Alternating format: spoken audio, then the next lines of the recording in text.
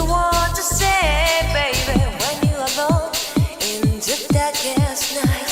Maybe you can give your radio back. Open your heart and show your eyes that you're destiny. And grow your love, baby. The future is waiting for you.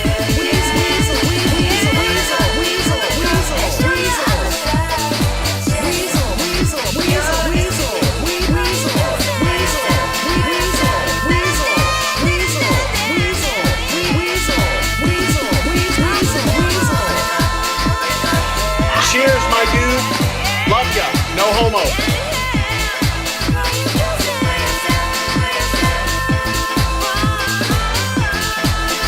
Dingus Gambit. I did everything right and they indicted me.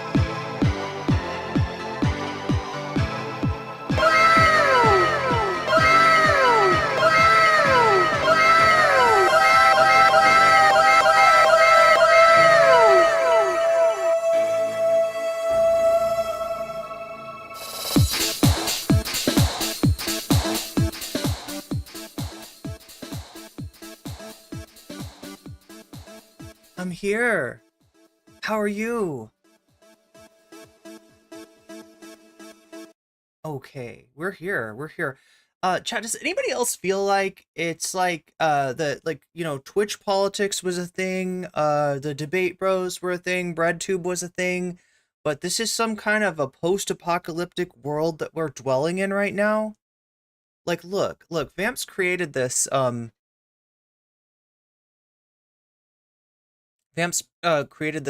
starting soon screen for me, right?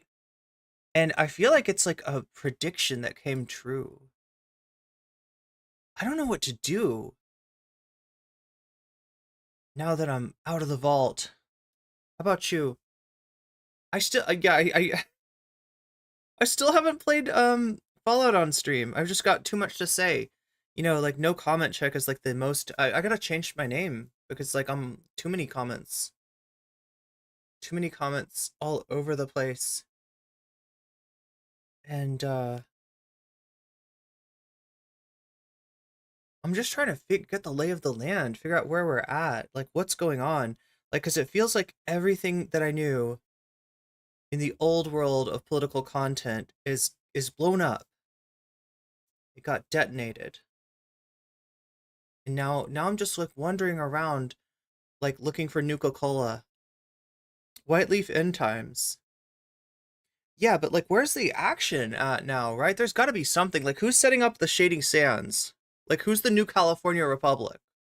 Who's the Brotherhood of Steel? Like, right? I feel like I gotta seek out other people. Because like as is, I am just like stoking the embers in the pile of ashes, the pile of irradiated nuclear ashes that was the political content sphere. What are we looking at here? Oh shit, I guess we didn't go over this.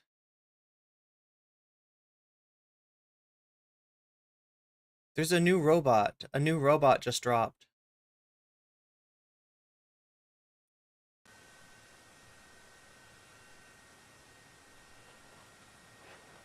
And that's how it gets up.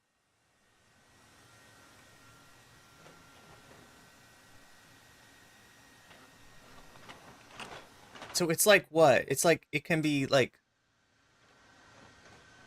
Does it have a front and a back? I can't even tell. Are we okay with this? So Boston Dynamics just unveiled their new Atlas robot after they retired the old one. Atlas shrugged. And I think they just thought, what's the creepiest way we can unveil this insane new robot? I've watched this so many times. Obviously, it's slimmer and smoother and it walks faster, but why did it have to... Is it just me or do you... I don't find this creepy. Do you find it creepy? Is this body horror for you? Obviously, you can't do this with your body, but it's a robot. That's okay. I'm okay with robots. I feel like, okay, hot, spicy take, chat, but I feel like it's less creepy to see a robot move in a different way than a human would. I feel like the more you try to emulate human movement. Yeah, that's my take on robots. I want them to be robots. I don't need them to be human. I definitely don't need the uncanny valley. That, like, there's just no reason. Why? They're robots. They're mechanical. They don't have the limitations. You know, they're built differently, right? They don't have development. They don't have embryology. They don't have to come out of another robot, right? They're different than mammals. They're different than you know, living beings. Why can't they just be robots? They have like 360-degree arms and hips and stuff like that. I'm actually kind of glad it doesn't have a human face. The human face. See, It's weird. It's more like a Pixar lamp face. Humanoid robots, man. Wow. The only thing that's weird about this is, I swear to God, it looks like animation. It doesn't look like it's really. I think this is a real, like, video though of an actual robot. Like, that's actually what their robots move like. So yeah, it looks like something from a video game, but it's not. It's real. Oh wait, sorry. This is the reason that I was clicking on this though is that this content creator right here, Marquis Brownlee, did a video recently, come on, reviewing this product. What is it called against the humane? It's a pen. It's a pen. It goes on your shirt. It is supposed to be like an AI assistant. You can ask it questions, and it'll use AI to answer them. And it also has a display, but the display's kind of weird, right?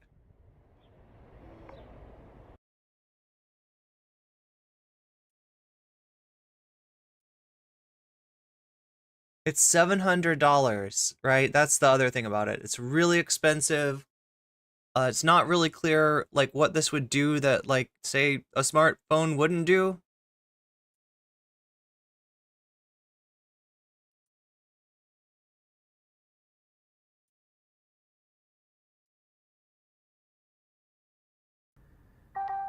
¿Dónde está la biblioteca? Where's the library? So it auto-detects the language, translates it to English, and the person who speaks back can translate back, as long as you hold down the pen and listen to them.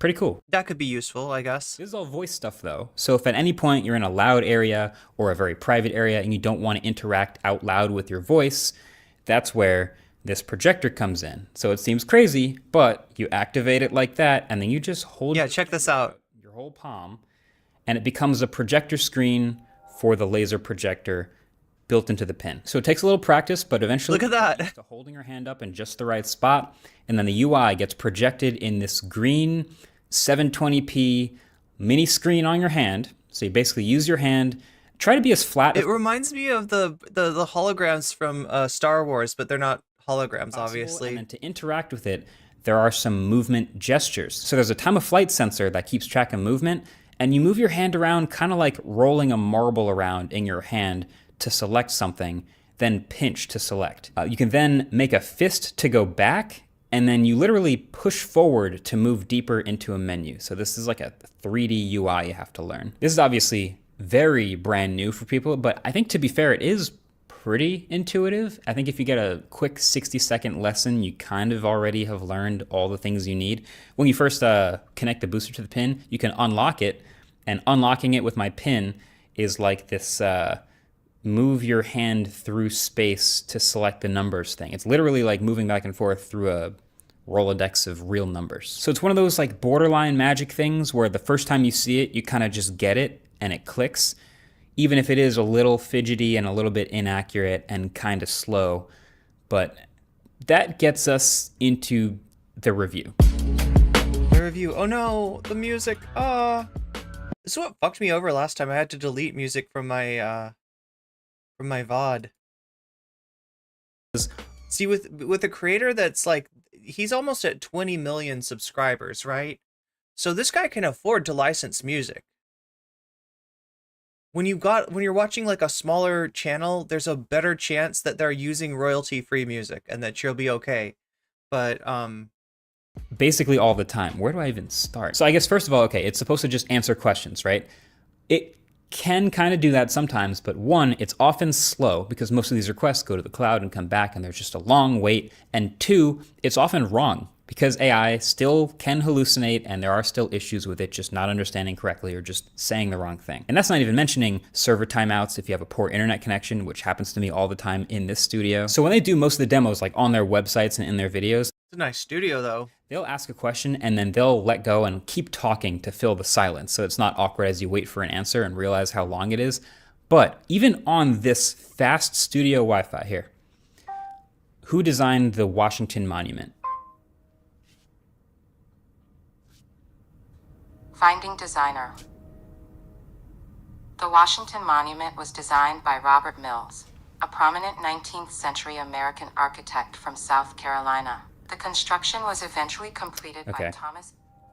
So you can just hold your hand up to put your answer on your hand and interrupt that it's talking so much. But even that was like a pretty good performance for the AI pin in ideal fast Wi-Fi conditions. But there are many, many times when I feel like it's way slower, and it seems like it goes to the internet for almost everything. I mean, there's a few queries I guess might be local, like, what time is it?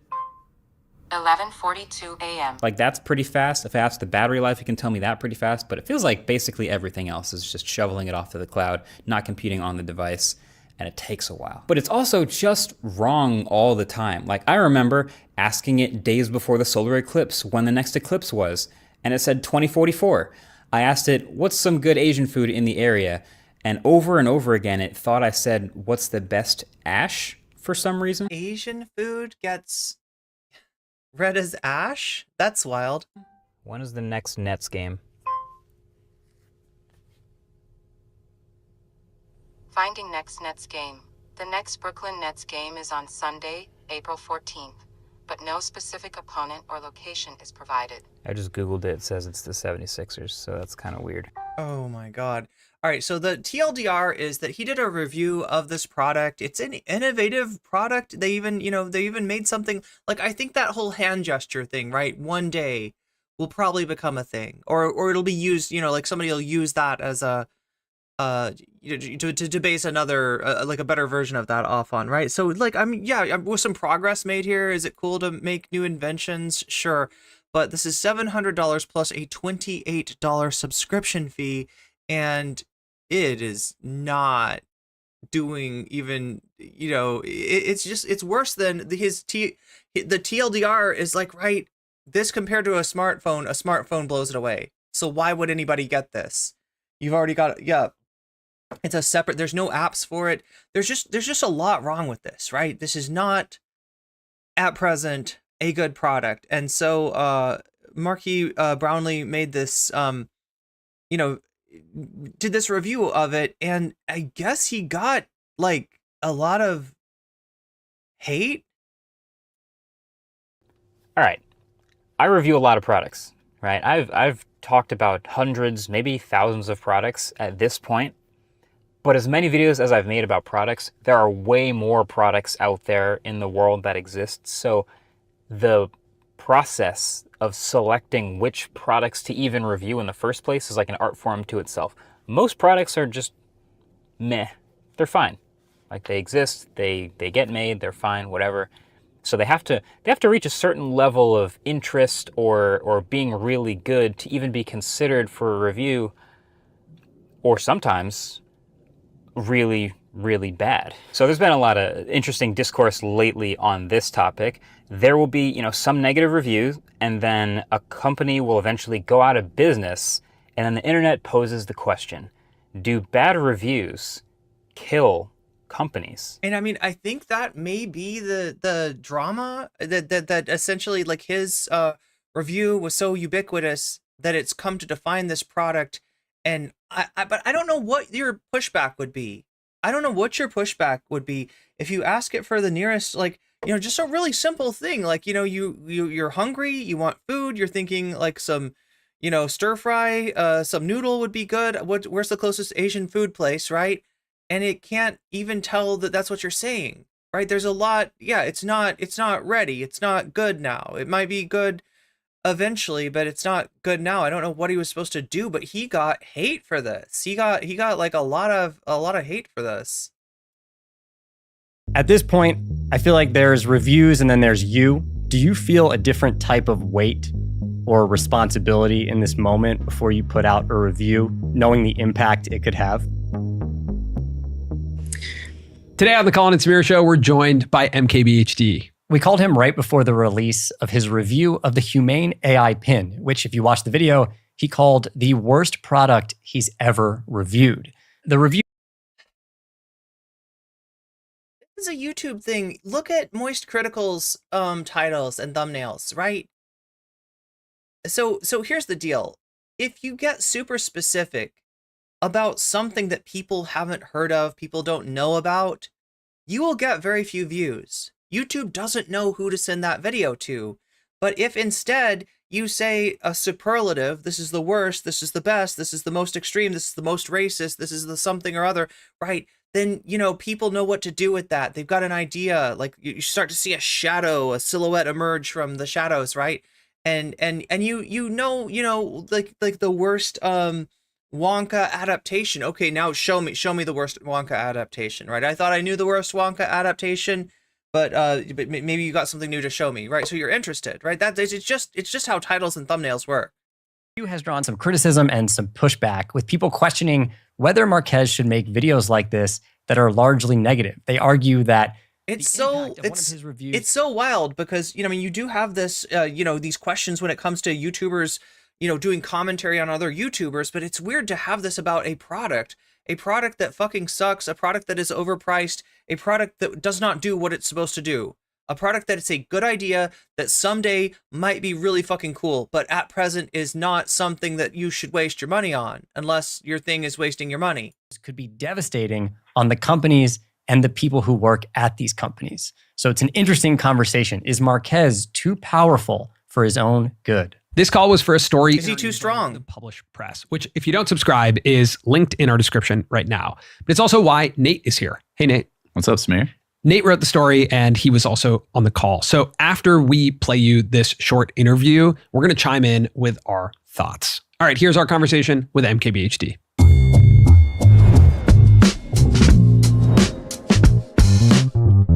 Oh my God, music. I'm just going to get fucked over by music over and over again. Humane review. As we're recording this, I am finishing editing it. Oh, shit. Wait, they talked to him before this even happened. So this isn't even about the drama. This isn't even about the drama. Asmongold's been, you know, gone over this. A lot of people have gone over this. But yeah, I guess he's getting, like, pushback from just that review. So it's kind of weird. Kind of wild.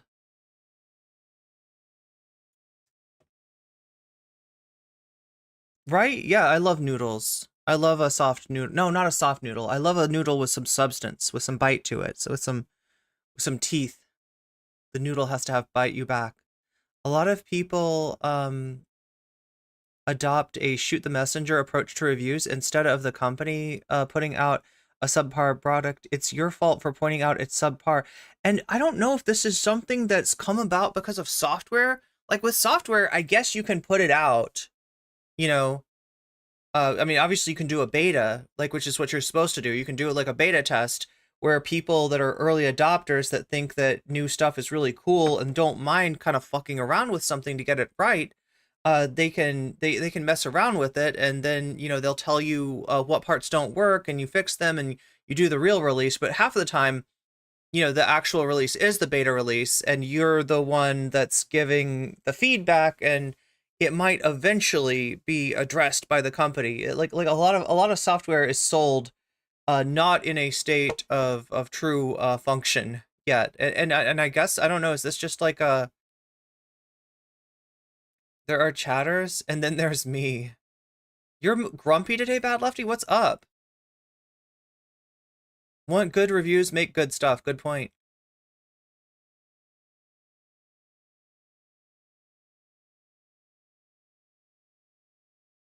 There's something about people to be said about people who don't do well, yeah, because there's going to be an issue of access there too, right? We talk about access when we talk about softball interviews. Like, why is an interview softball? Why did the Patrick Bet David show people expect that Don Lemon would go like super soft on Elon Musk? Well, because their mindset is access.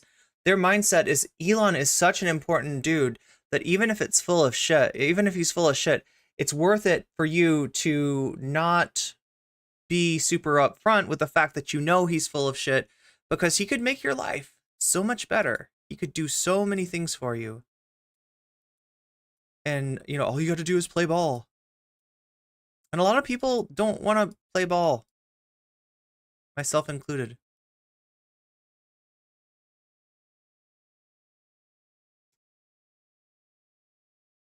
It's a complicated topic because completely impartial reviews aren't really a thing. Yeah, reviews are inherently a review from a perspective, right? An end user, a particular end user who wants to do particular things with the product, lets you know, how did this product do for me? And it might be completely different for somebody that has different needs, different wants, different, say somebody is wanting to use this not in a crowded place. Okay, well, then that's no longer a problem. Say somebody is like extremely rich. Maybe the $28 monthly subscription and the $700 fee, maybe that's nothing. That's a drop in the bucket, right?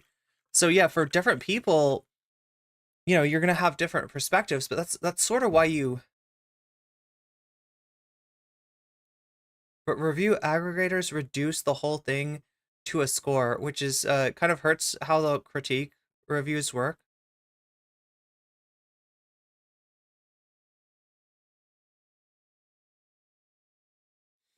Yeah, anyway, I'm not sure why of all the people to get shit for this,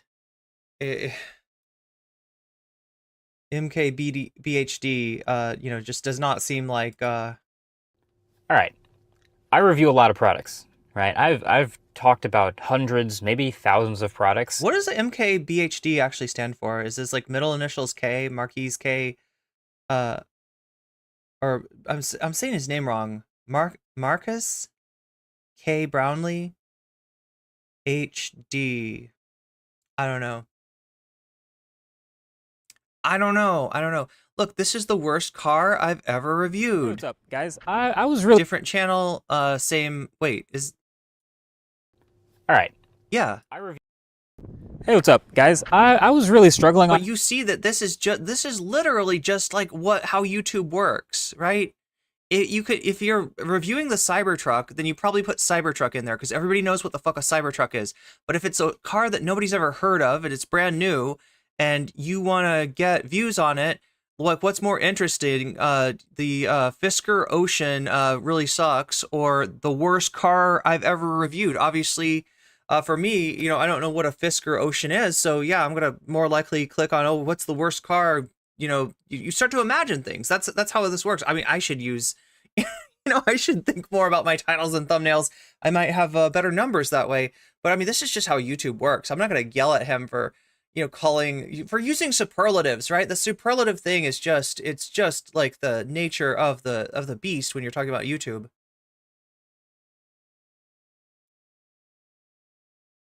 When you're talking about the algorithm, oh my God.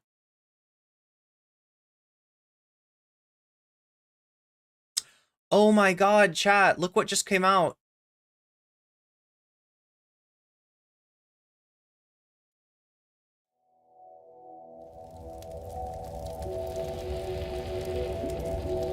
Oh my God.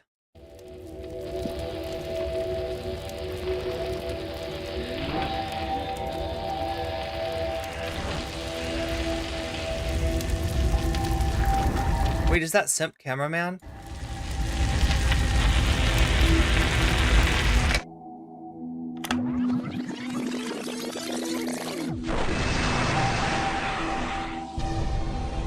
Yeah.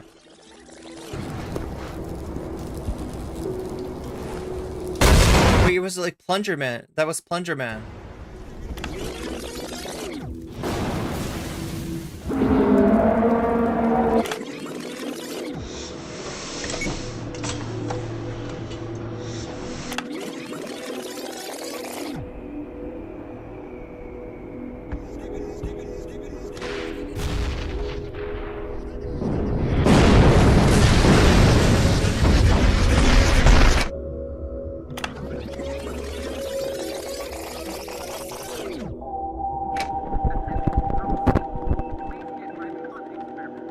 Wait a minute. We have not seen humans other than to fuck boom in a really long time.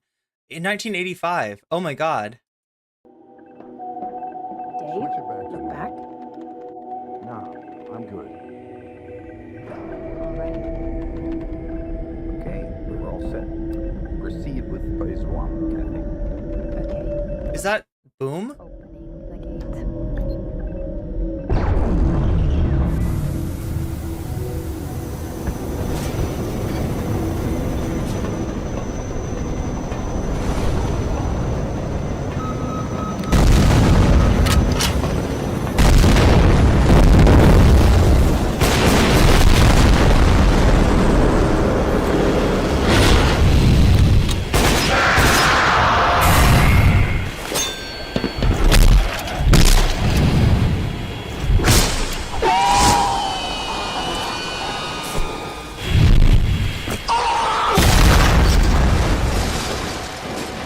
You can see the toilet papers are grenades.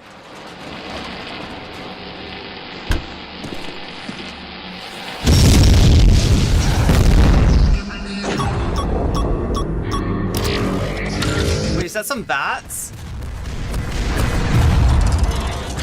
It feels like we're playing a FPS here.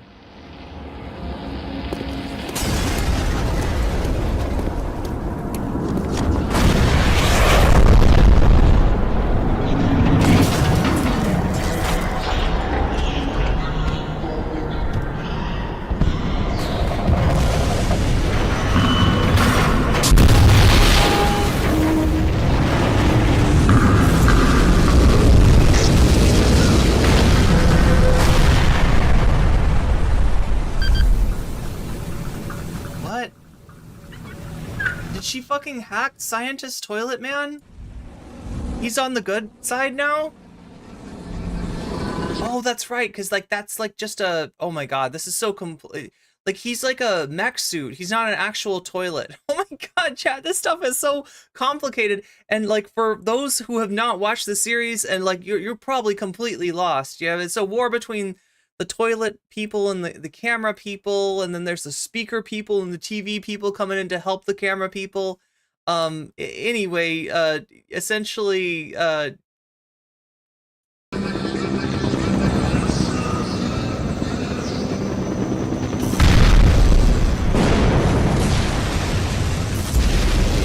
G-Man.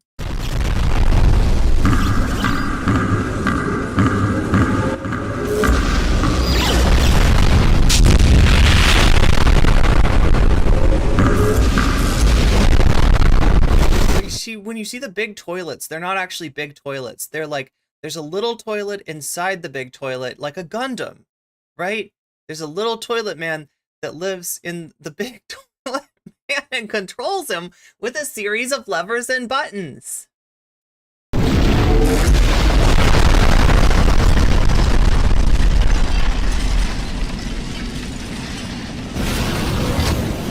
Oh, which makes you wonder who was inside the scientist toilet guy.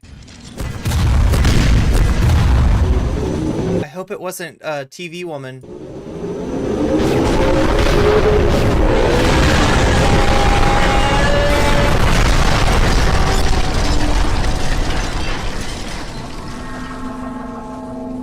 Oh shit, it's Speaker Man. Titan Speaker Man. Titan Cameraman. And Titan TV Man.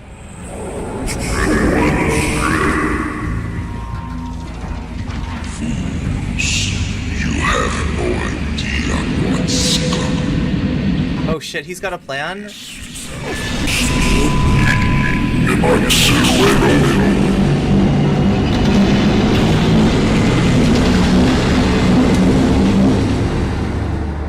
Okay, look, I've watched all 72 episodes that came before this, and not even I know what's going on, chat. It's the mysterious world of Skibidi Toilet, but there's a new one.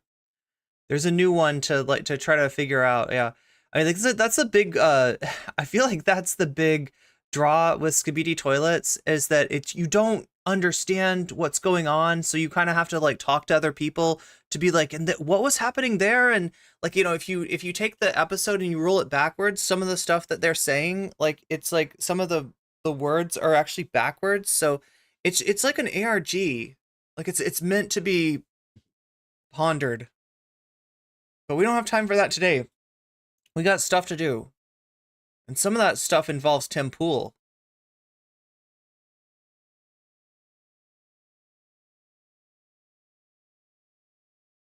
I have a handful of video game reviewers I know whose taste align with mine. Yeah, that's generally what you do, is you find somebody who has similar taste, or somebody that you trust, somebody who has never or has rarely led you wrong.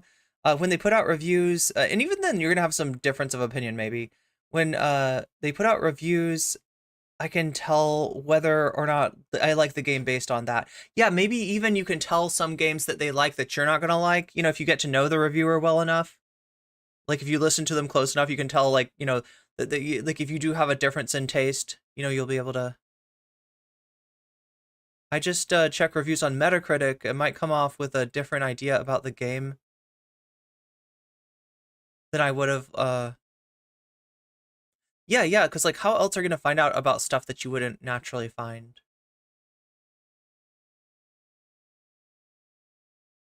Do we have 6 dissatisfied viewers right now? I don't know. Are you saying we've got more viewers than we have likes? That's a bad sign. That means there must be some hate viewers. What would the hate viewers come from, chat? Oh my gosh, I think I know. So, a couple days ago, I did a live stream talking about conservatives who didn't like Fallout. And a bunch of other conservatives found my video and they were like, "What are you talking about? We like Fallout." It's you SJWs that say that the show is not it's not gay enough for you. Like, right? Because there was somebody talking about like that they thought that it would have been cool if Lucy was gay or something. Like that there was I think it was just like somebody that wanted to ship Lucy with somebody else in the show. But yeah, they found my video because, like I was saying, there's a mystery, there's a magic, there's a meta behind what you title your video and the thumbnails, obviously, but you probably know that. But yeah, the title, just literally the words in the title, they draw different people to your video based on keywords. One of those keywords is conservative, and whereas the word liberal might actually draw conservatives, because conservatives are like, yeah, let's own the libs, right? The word conservative does not draw liberals or leftists, especially leftists, in a similar way. So when I put the word conservative in my title, I end up getting actual conservatives. And so if we've got some hate viewers, that's where it's from. It's from my bad take on Fallout, on Fallout Prime.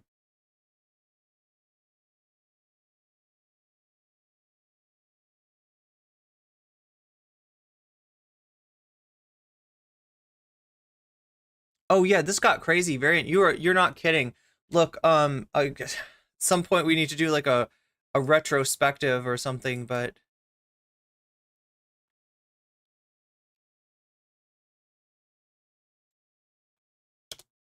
like it all started out very simply. It all started out. What the heck is going on you?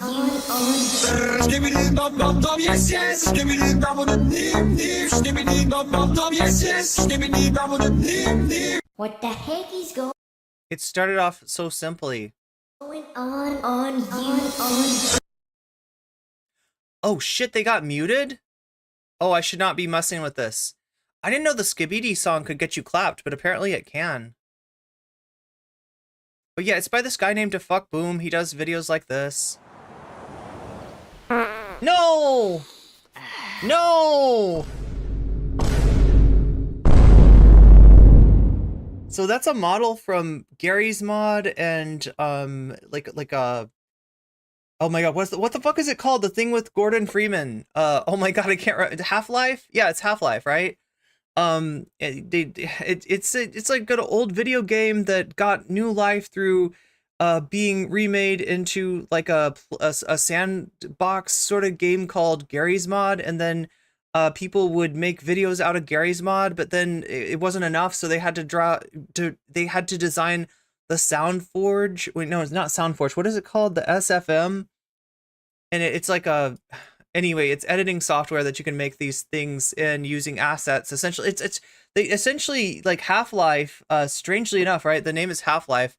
It has had a half-life. It has had, you know, a state of like it's an old game, but somehow the assets, including G-Man, are still kicking. But this is Male 07. This is the kind of stuff that he used to do. Was like just weird videos like this. Damn it, radio doesn't work. Nah, who needs it anyway?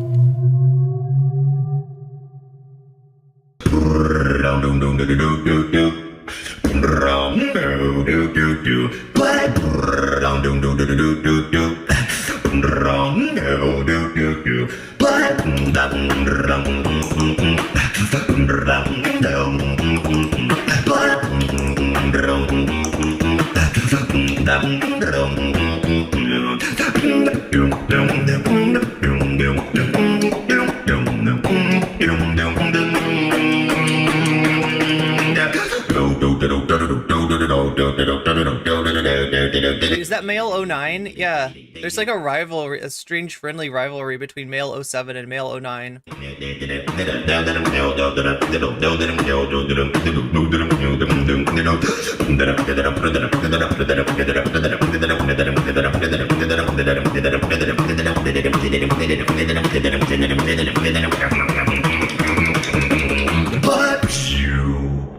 Wow, okay.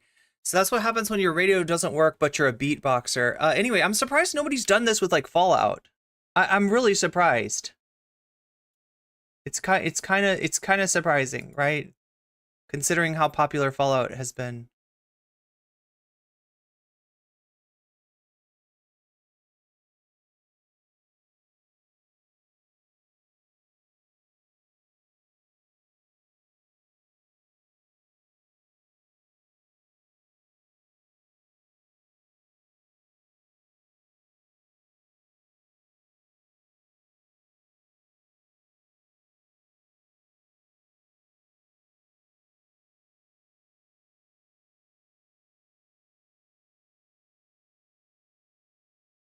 So much lore indeed.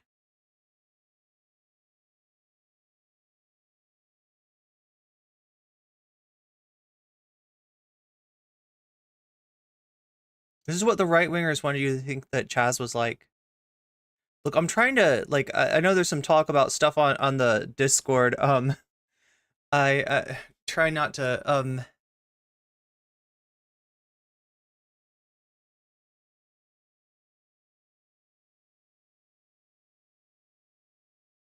Tim Pool, yeah, Tim Pool, I'm surprised he hasn't been, look, we have had a Skibbity Toilet that was, content creator, but it was Moist Critical.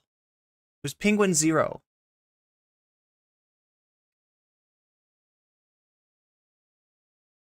Conservatives hate watch a lot. Well, they got nothing to do with their lives, so they gotta hate watch me instead until they get turned into leftist. That's the plan. Famously want to make everything more gay. Well, see, that's what they're afraid of. They're afraid that we're trying to make them gay or we're trying to make them trans or something like that.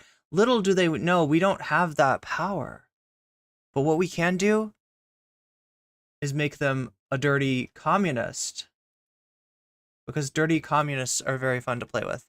Anyway, especially when they invade. Speaking of which, I haven't had any communist invading radicals today so far. Should we invite some in by doing the short stream? I never know how shorts actually affects my stream though. I'm always worried that it's gonna do something like, I don't know, segment my audience.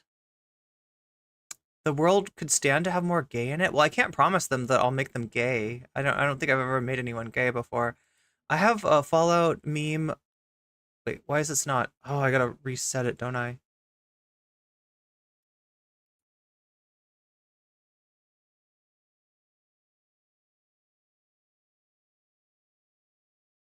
Eh?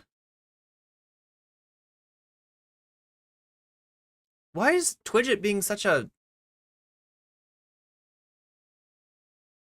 pain in my ass right now?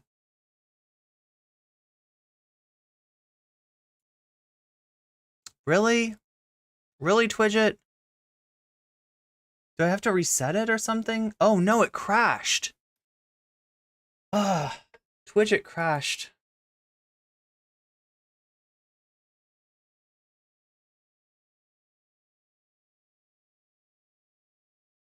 The sad thing about this program is that nobody's maintaining it. Like at present, the person that made Twidget is not working on, has abandoned their baby. How could you do that? God, if I could code something, I would, you know, treat it like a baby. I would take care of it.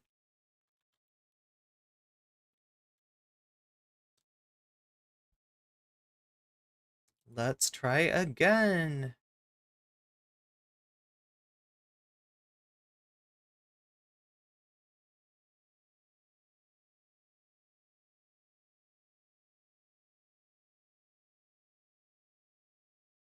Oh no, what is he doing? No, no! Why are we watching this? Stop!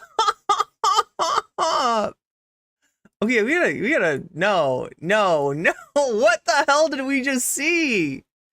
Oh my god, chat.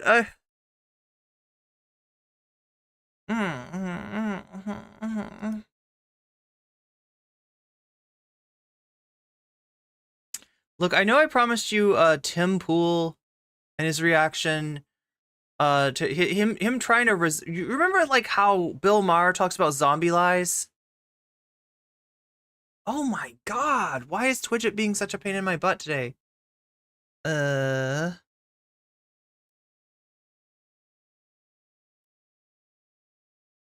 Nothing is working, chat. I'm just gonna end stream. No, I can manage this without Twidget. Chad Alpha has become a member. What is going on? What the heck is going on? Morbius, thank you for the Sorry, Chad, it's like the wind. Made a noise. Gary's mod has existed so long. Soul Life, thank you for the gift membership. To Kai McDougal. Kai McDougal, you just got weaseled. It's the unknown. Oh yeah, whenever we're asking what is it, the answer is usually the unknown. I mean, I'm given to believe that the wind is the best description of the unknown. You know what's really the unknown is like though whether or not my Twidget is gonna work or not. I don't understand why it's such a pain in the ass. I just want it to do the circular.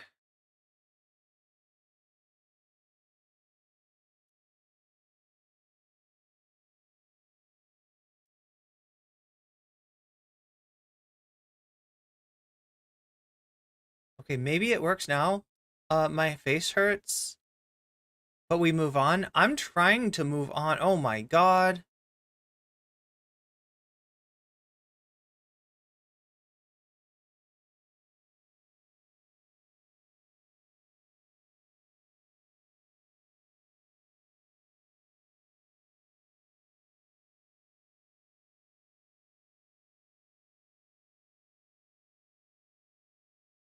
Oh wait, I bet I know what's going on.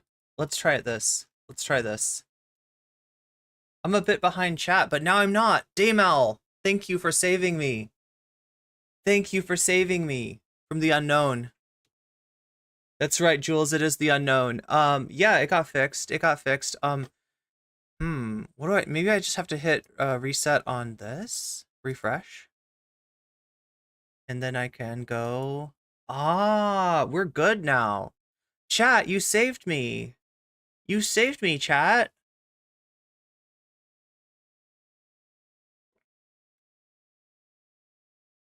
You brought me back.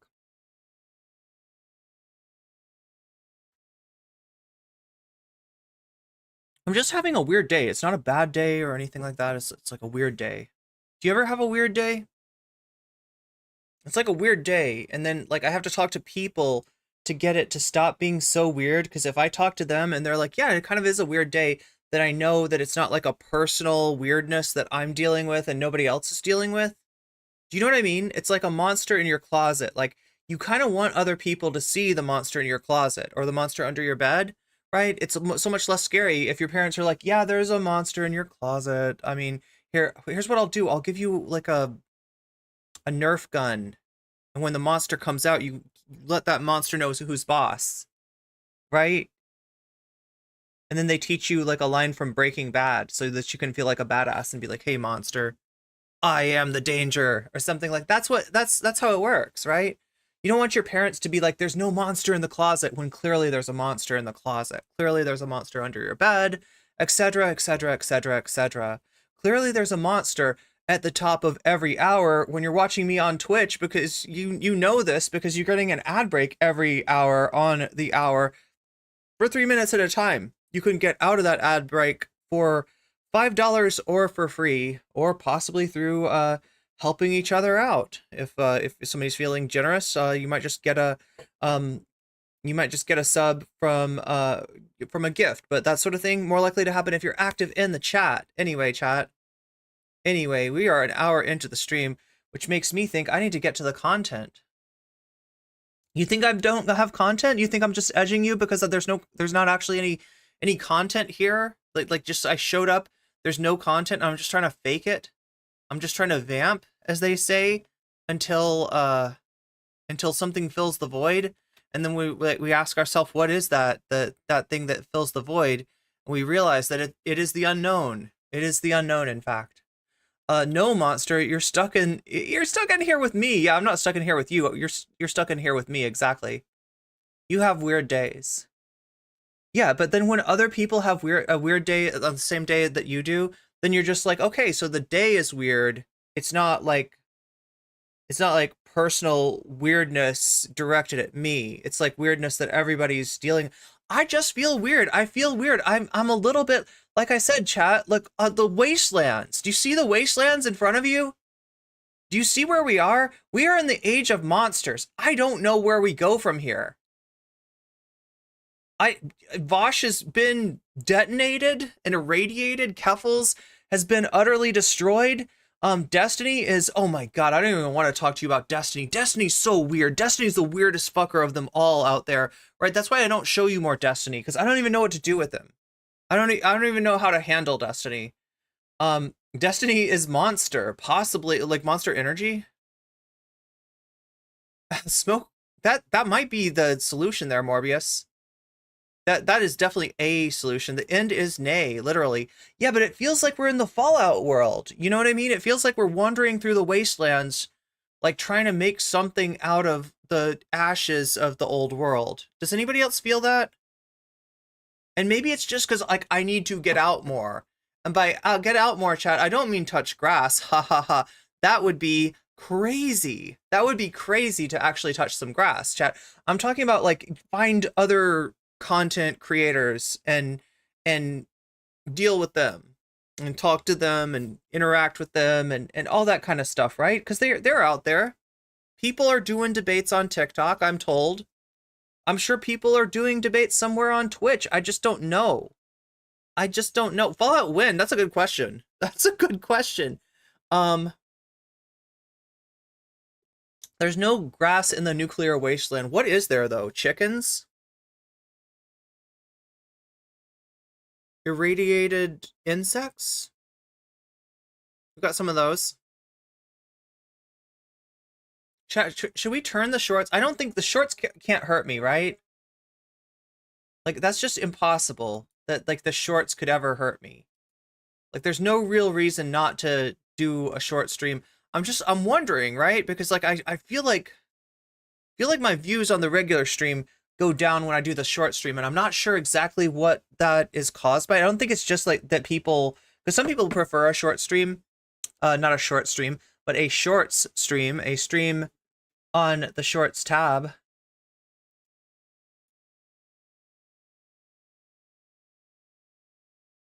And I like to provide, oh, there's the top of the hour ad break right now. There it is. There it is. I tried to warn you. I tried to warn them, chat. Mutant weasels, that's what we need. Would the mutant weasels fight for us, though? That's my question. Or would we have to somehow deal with the mutant weasels?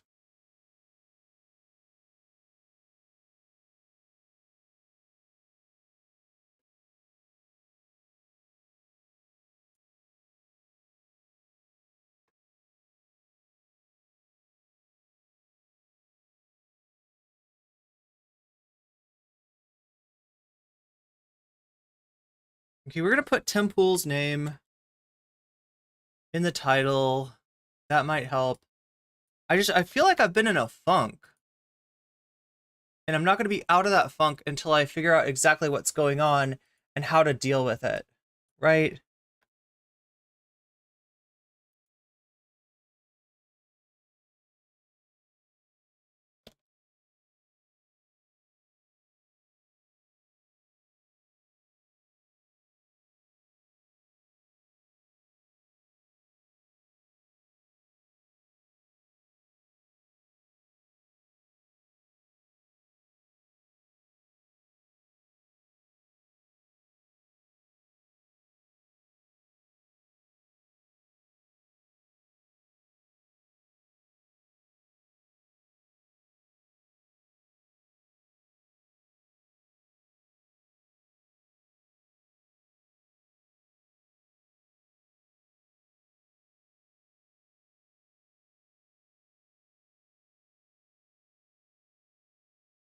If someone tricks me into the short stream, even though I'm not attempting to use shorts,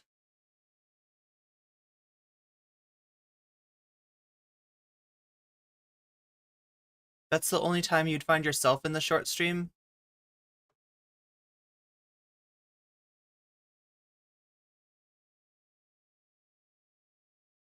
Oh yeah, wait, I forgot. It is a weird day, isn't it? Chat, do you know what day it is? Anybody know what day it is?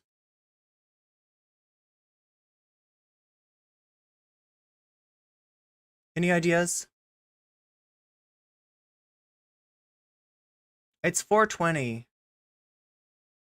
And I'm not exactly a 420 streamer. Like, right? I'm not like the smoke big trees kind of, that's not what we're here for.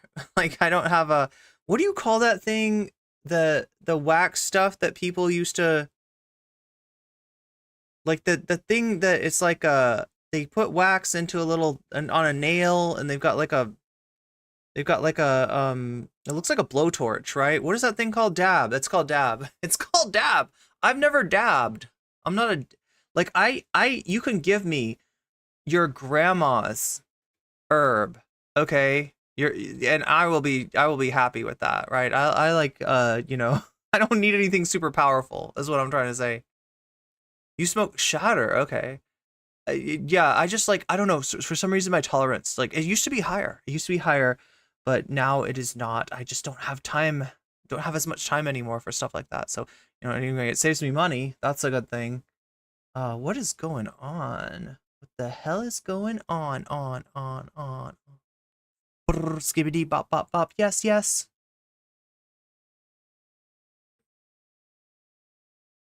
You can pass out from that? Wow. Yeah, my friends used to do that. I had this one friend that was always trying to get me to do that, and I was just like, you trust me. Like, I am I am challenged enough just on, what is going on? I'm sorry, chat. I'm trying to bring the short stream up, and then we can get to the short stack goblins that Tim Pool has for us. No, Tim Pool doesn't have any short stack goblins. What does he have for us? He has furries. He has zombie lies. He has zombie lies about furries. Do y'all remember Joe Rogan? When Joe Rogan talked about the problem of furries in school? You know, these woke schools, they're just like, that's the problem, is they, if a student says that they need a litter box, then the principal thinks it's bigotry for them not to provide a litter box. And as we all know, furries use a litter. They just make shit up. And because their audiences don't know any better, they're like, oh yeah, no, I heard that. Yeah, no, furries using litter boxes in the bathroom. Yeah, I heard there was one kid, a teacher put the litter box right in the classroom, and the other kids had to watch the student poop in the litter box, right? And if anybody said anything, they were like, you're phobic, you're phobic, you're bad, and they got sent to the principal's office, and the principal put them in a fursuit and made them dance. They had to dance in a fursuit. They had to make a TikTok in the fursuit because they had been phobic to a furry. And come on, it's just stuff that like does not happen. It's just stuff that is just like, yeah, well, like, I mean, whose ass did you even pull that out of? Okay, let's make this happen. I hit the button. Let's hope that the button likes me today.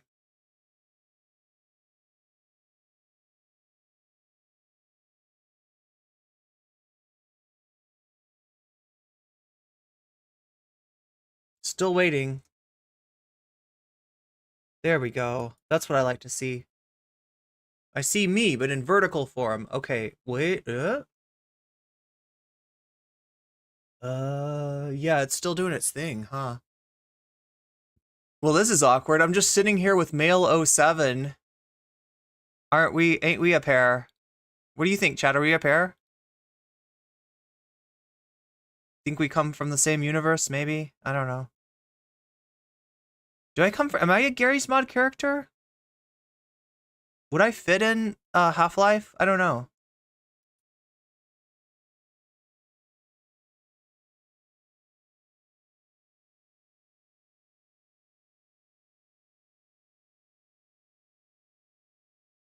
There we go. Shorts is now open for business.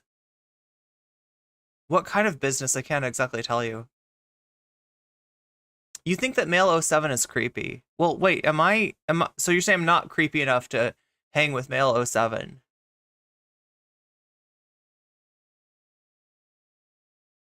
You like grapes? Oh my god, I need somebody to feed me grapes.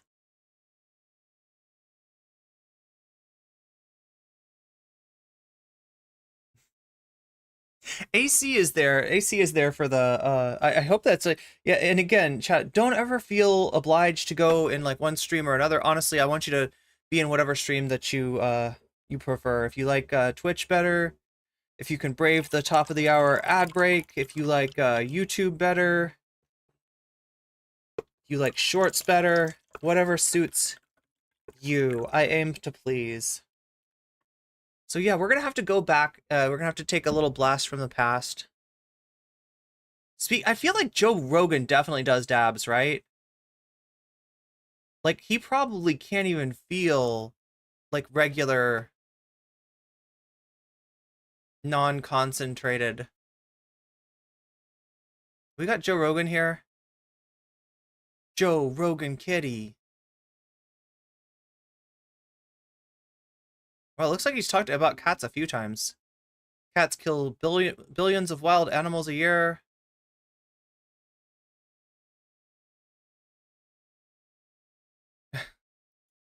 Ready for this? Are you ready for this? My friend, his wife, is a school teacher.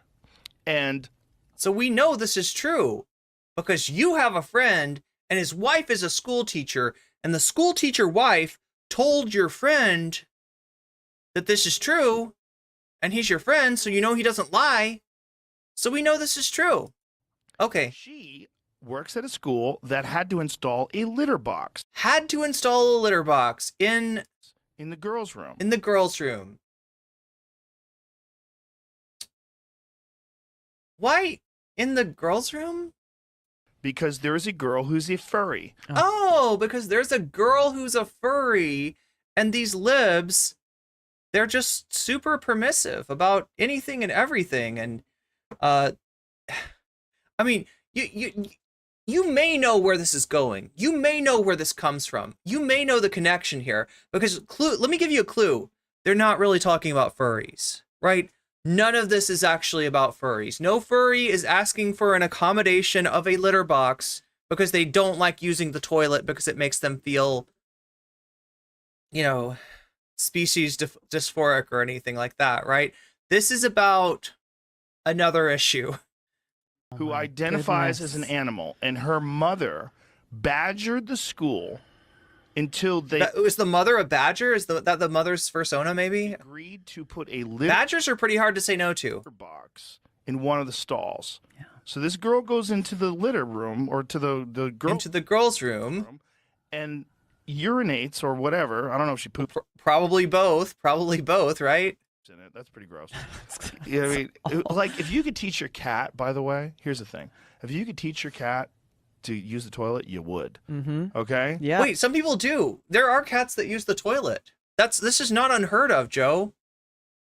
This is not unheard of at all. But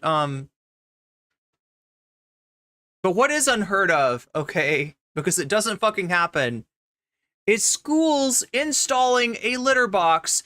Do you listen to what he's saying? Do you listen to what he's saying?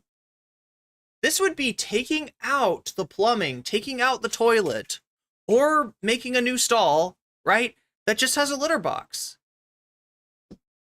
And this would also be the custodian of the school, you know, being assigned to clean up a litter box with human waste in it. Joe, this wouldn't happen. This wouldn't happen. Like, I mean, I don't know. Like, this is old. Like I said, this is a zombie lie. There's a video from a year ago. You're probably 2 years, 1.5 years. I don't know how many years ago, but it's been a while, right? And they were pushing this, right? Joe's got a friend whose wife works at a school, and in that school, they had to install litter box because the goddamn furries, their parents, are badgering the principal to say, you've got to install a litter box. My daughter will not use a toilet. She will only, what the fuck? Like, this is just, it should have never, it doesn't pass the smell test, chat. It doesn't pass the smell test. Like, you don't want a box of piss in your house. It's the worst. I've had cats my whole life. I love that he's arguing against a human litter box. Like, that's a thing. It's the worst thing about having cats. You got to clean that box of piss every day. Yeah. Like, it's the greatest thing about dogs. They go outside.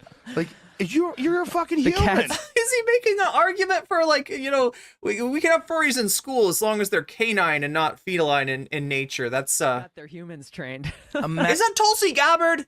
That's Tulsi Gabbard, isn't it? Imagine how crazy that is. So, chat, I know this is a year ago. Okay, somebody might be pointing this out. This is old. He's he's a lot has happened since this, right? But I'm giving you the lore. I'm giving you the lore about something that we're about to see, which is not from a year ago, unfortunately. It is from a few days ago. You're a fucking human being, and you prefer a litter box? You want to piss into a pile of sand? I love this debate, bro, making an argument against human litter boxes. Rather than use a bathroom. You can flush the toilet. It is very easy. Whereas a litter box, somebody has to come along and scoop and then put it in. You can't flush it down the toilet, right? You got to put it in a bag, and you got to take the bag. It's going to smell. It's going to be gross. You got to take that out to the dumpster. And like, yeah, thanks, Joe. Thanks for making the argument against fucking human litter boxes. Like a normal person. Like, you're so crazy with what you think. My God. But do you see what it is? He's got brain worms, all right? That's a spoiler. Spoiler. This is what transphobic brain worms will do to a dude, because this isn't really about furries. This isn't really about furries. This is about Joe's lack of understanding and lack of respect for trans people, right? And he's been monetizing this for a long time, right? In his mind, you know, somebody identifying as like a, you know, as a gender other than their sex assigned at birth is the same as I don't know, like a Therian? Is that what he's thinking of? Animal is that not only have you said Poo-Poo-sama is here.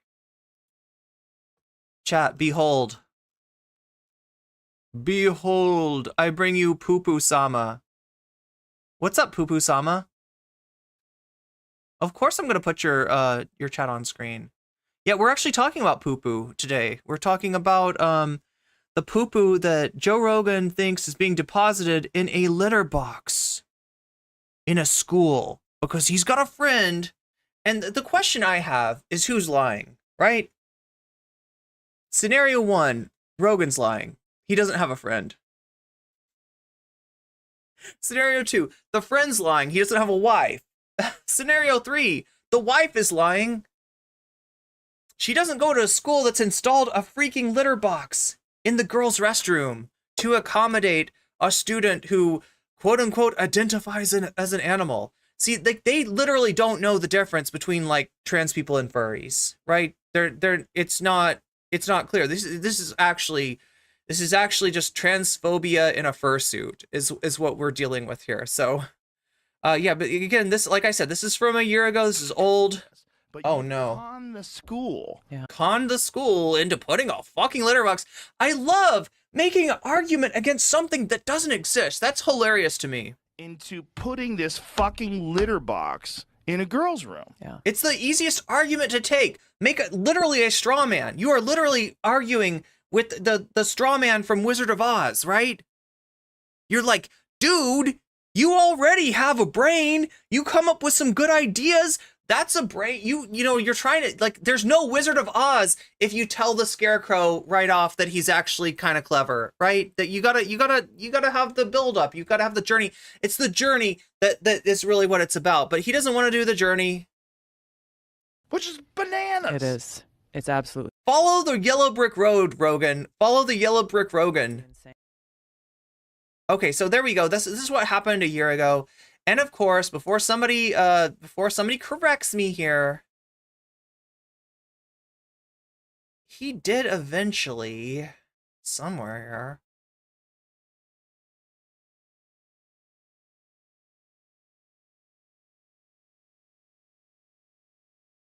Wait, do we really have to go to inside okay, there we go. New York Post. New York Post has got my back. The kitty litter boxes is a weird one. It is weird. It's, it's more like an urban legend. I fed into that, and I should probably clarify that a bit. Stop with the music. Exactly what she said, and contact her and find out. She no longer works at that school. She works for. Okay, wait. It's an internet rumor. Do we have an explanation? Wait, Joe Rogan realized he was full of kit? Oh, I get it, like kitty litter. People were saying that's not true. Instead of full of shit, he's full of kit. It's an internet rumor. So I contacted him again, and I said, tell me exactly what... Yo, yeah, so his story is that, like, this guy is real. He does have a friend. The friend does have a wife, but he contacted this dude saying, like, hey, Jamie's telling me that this isn't true. She said, and contact her and find out. She no longer works at that school. She works for another school. She contacted the other school. She didn't get a response. I don't think they actually did it. I think there was discussions about doing it because there was one particularly wacky mother. There was discussions about doing it. But it doesn't seem that there's any proof that they put a litter box in there. I don't even think there's proof you have a friend.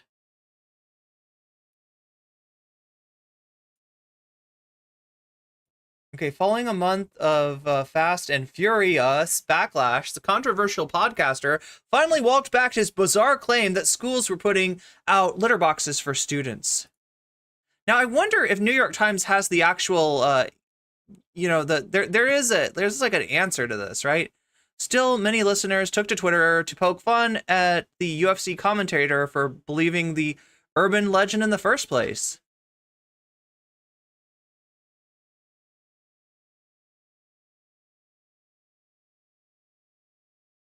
My wife's friend is a teacher and told me that there was a child that identifies as a Joe Rogan fan. They hold them back a year. When a child identifies as a Joe Rogan fan, they hold them back a year. Nice. Okay, I think we need to do more about conspiracies because these people will fall for anything. I heard about the cat litter boxes controversy that some kid started as a joke, but now it got the king of stupidity, Joe Trader Rogan, perfect. Lol.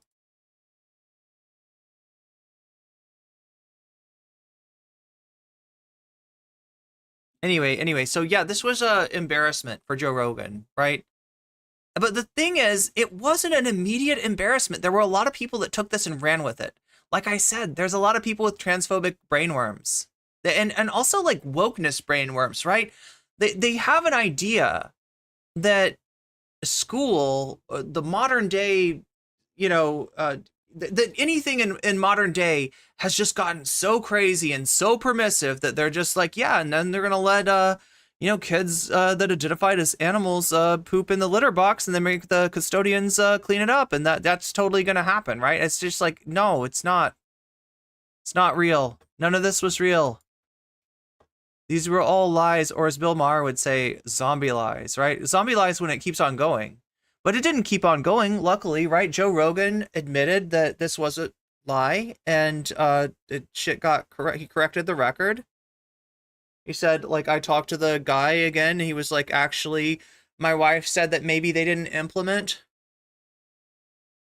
the kitty litter box.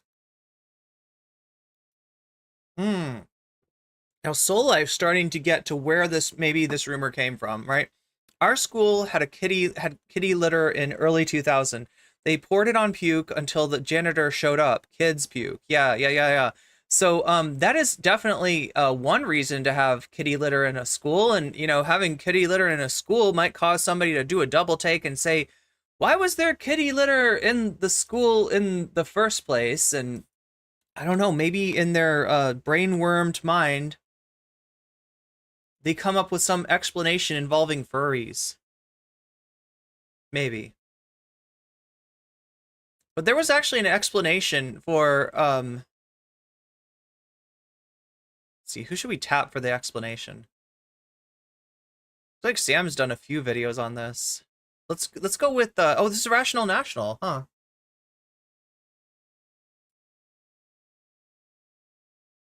That's really interesting. New logo that Tulsi Gabbard has for her new podcast, which launched yesterday. Oh, huh, interesting. It's the same. It's like almost the exact same font. The straight show, and then the name on a bit of a slant. And almost the exact same, if not the exact. Some of the stupidest Joe Rogan I've ever seen. My friend, his wife, is a school teacher. And she works at a school that had to install a litter box in the girls' room because there is a girl who's a furry who identifies as an animal, and her mother badgered the school until they agreed to put a litter box in one of the stalls. Yeah. This is not true. There are several options, or maybe there are several potential reasons behind this. First of all, there is this debunked story. I don't know how many times this has to be debunked.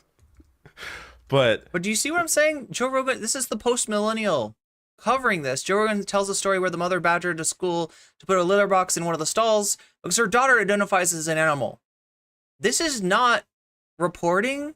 This is stenography. They have essentially, in fact, Joe Rogan, if he wanted to, he probably doesn't, but he could say this is plagiarism, right? He could make a case that they plagiarized him because this is I mean, they literally just took what he said and like debunked story of changed it very little. Litter boxes in classrooms. Claim about litter boxes in New York school is unfounded. And this is now spread, you know. Many people now talking about this. These litter boxes in the classroom. So for those of you who are just joining us, yes, I know this story is over a year old now, right? We're going to get to the update on the story because there is, unfortunately, an update on this story. So debunked, not true. But let's say in Joe's case, he's in Texas. That he has first. Notice how all these stories are like, you know, it's a friend of a friend of a friend. That's who told me this. But let's say there are several reasons behind this. One, his friend is lying. Two, there is no friend. Oh shit. Damn, maybe this makes it look like I'm the one doing plagiarism against David Doyle. I swear to God, I'm not. It's just great minds, apparently. He just saw this headline and thought to personalize it. Three, his friend's wife is lying. Four, but really, this is just deductive logic that we're doing. It's not that deep. Actually, is a litter box, and it's being done by the kids to fuck with the teachers. Which is a potential because of, you know, how funny Gen Z is with their comedy. So that's definitely potential. No, I mean, if it was a Zoomer joke, it would have to be really loud. And I don't think there's any way you can make a litter box excessively. You can't make a litter box clip. So, but this idea that it's a real problem. Why aren't any politicians making this a part of the platform. We have to ban litter boxes in the classroom. It's gone too far. So dumb. And how about this? Let's grant him everything in the world. Let's say this is true. They had to put a litter box in the classroom. The kid, refuses to pee in the toilet. Yeah. Litter box, takes a shit in the litter box in the classroom. Really? That's what they do there?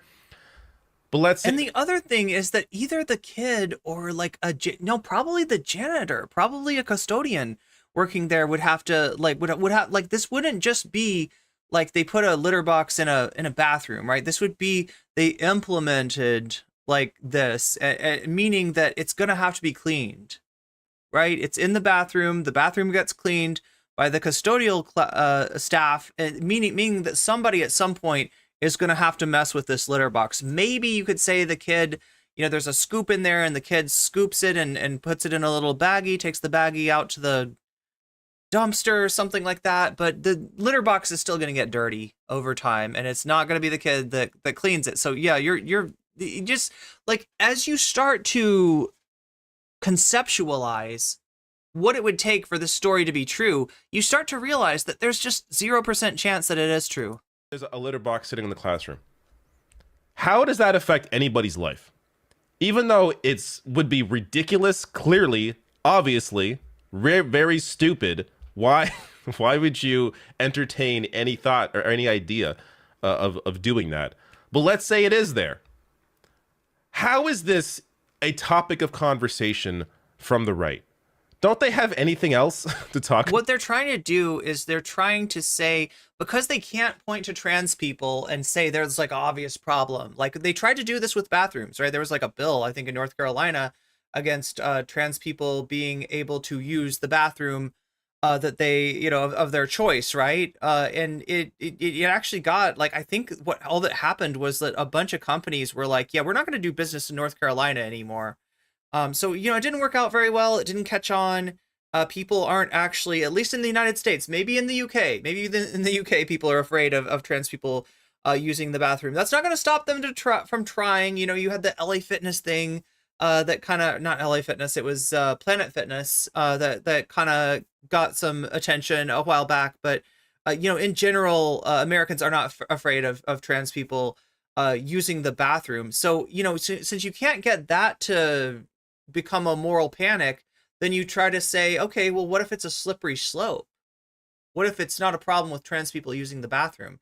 It's actually a problem with, if we allow trans people to use the bathroom, then we're going to have to allow furries to use the bathroom. And these furries, maybe they want to use the bathroom like an animal. Okay, well, most animals use the bathroom outside. So anyway, no, anyway, sorry. This is just like, I'm trying to do the thing where I'm like charitable to a fault in order to point out the absurdity of this viewpoint, in order to point out that these people have not taken these ideas to their rational conclusions. And if they did, they would realize this does not pass the smell test. This is BS. This is false. This is so stupid. All right, folks, I have a bit of an update to this story. I'm shooting this the morning after. Yes, I'm still wearing the same shirt. Don't judge me. It turns out that I was wrong. So I'm going to get back to the rest of the video that I shot during that live stream, but let me show you this. So I put out on Twitter yesterday this story about, Joe Rogan and these litter boxes, saying, is there a nicer way to say shit for brains? Because I'm struggling here with the AP News story debunking the claim. Just worth pointing out that somebody does have a better way to say it. Caca cranium, deranged shaman here. Caca cranium, nicer way to say shit for brains. But it turns out I was wrong. I gotta admit it, I was wrong. Aaron Breed here replying to my tweet saying, David, I would like to point out that some districts have bought litter boxes and buckets for their students. Yeah, I thought that was weird too, anti-corporatist, but the story that Rogan tells is that it was one particular student who was a furry and their parents were the ones who badgered, of course they use the term badgered the school into implementing this. That's what Rogan says. Obviously Rogan's full of shit. Of a school shooting. But that's an issue for another day. So this is a story from 2019 from Insider here.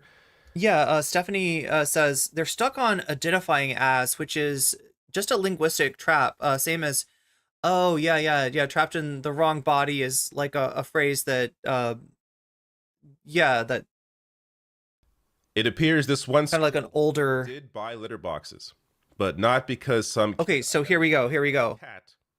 But because of how constant and common school shootings are, they fix. So yeah, check this out. Could there have been kitty litter in a school? Yes. Why? Because unlike every other country that deals with far less mass shooting events, and so school shootings are a lot more rare, a school shooting is an eventuality that most schools plan for, drill for, and sometimes even deal with. It's not that uncommon, right? And because of that, schools that have had to deal with school shootings, there's a procedure. And some of you may have, gone through drills like this. Some of you may know the procedure, like depending on when you went to school, right? Or where you went to school, where you practice like locking the door to the classroom, barricading the door to the classroom, and you're kind of like waiting for, I think you generally like the police to come in and give you like the all clear to be able to evacuate, right? So because they have this procedure. Now, when you do this procedure during an actual active during a drill, you just practice doing it, right? But during an active shooter event, you might be stuck in that classroom for like, I don't know, 5-6 more hours, right? Especially if the police are too much of a coward to actually come in the school and face the shooter, like what happened in Uvalde. Who knows how long you're going to be waiting, right? So in that situation, you got a bunch of kids, like, right, let's say you got 30 kids in the class, right? Lock the door, barricade the door, and one of the kids is like, I need to go pee. And what do? Well, in the past, what they've done is they've just emptied out the waste bucket, and they're like, go in here, I guess. Another student, I gotta go poo. Here's the waste basket. I guess you can go in there. It's not a good solution. There's no privacy, and it stinks. It's a bad solution, right? So what they did instead was like they decided to, as part of the active shooter preparation, to have a bucket filled with kitty litter and have a tent, like a small little tent, that when a child needs to go to the bathroom during an active shooter event, there you go. Go in the tent. You got your privacy. Do your business. And, we've got kitty litter in there. So it's not going to be, it's going to be easier to deal with that way, right? That's why the kitty litter is in the schools. Somebody saw a bag of kitty litter, and I don't know, their brain just starts going into like conservative brainworm mode, where they're like, oh, geez, I guess this is because of liberal wokeism, right? It's the woke. They must be doing it so the furries could, like, it's fucking brainworms. They would prepare and have a place for kids to go in case there was a prolonged lockdown caused by an active shooter or bomb threat. Maybe so there we go. That Rogan should discuss, considering his. So look at this. The funny thing about this is that instead of discussing important issues like, I don't know, why are there so many school shootings in the United States? We're talking about furries and whether the schools are too accommodating to them based on maybe a school having a gender neutral bathroom, or based on a school, it's something that got into their heads during the whole trans bathroom debate, which, like I said, they didn't get traction on, because that's not actually scary. People go to the bathroom and they, do what they need to do, and it's not really causing any harm to anybody. They can't really make a moral panic about that, but instead they're going to be like slippery slope, right? Today trans people, tomorrow furries, right? So there you go. That's why we're having this conversation in the first place. It's kind of ridiculous. There's a lot more important things that we could be talking about. There are, multiple crises in the world right now. There's multiple armed conflicts right now. there's a huge crisis in the United States as far as guns go. There's a lot to talk about. There's a lot we could discuss, but instead somehow we're stuck talking about furries in your kid's school. So this does serve a purpose, because the other issues, especially guns, are not something that they want to talk about.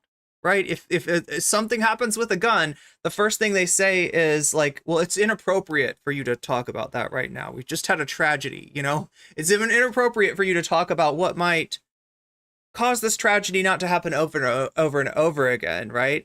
And also, well, it's about mental health. And do they want to give money to the mental health system?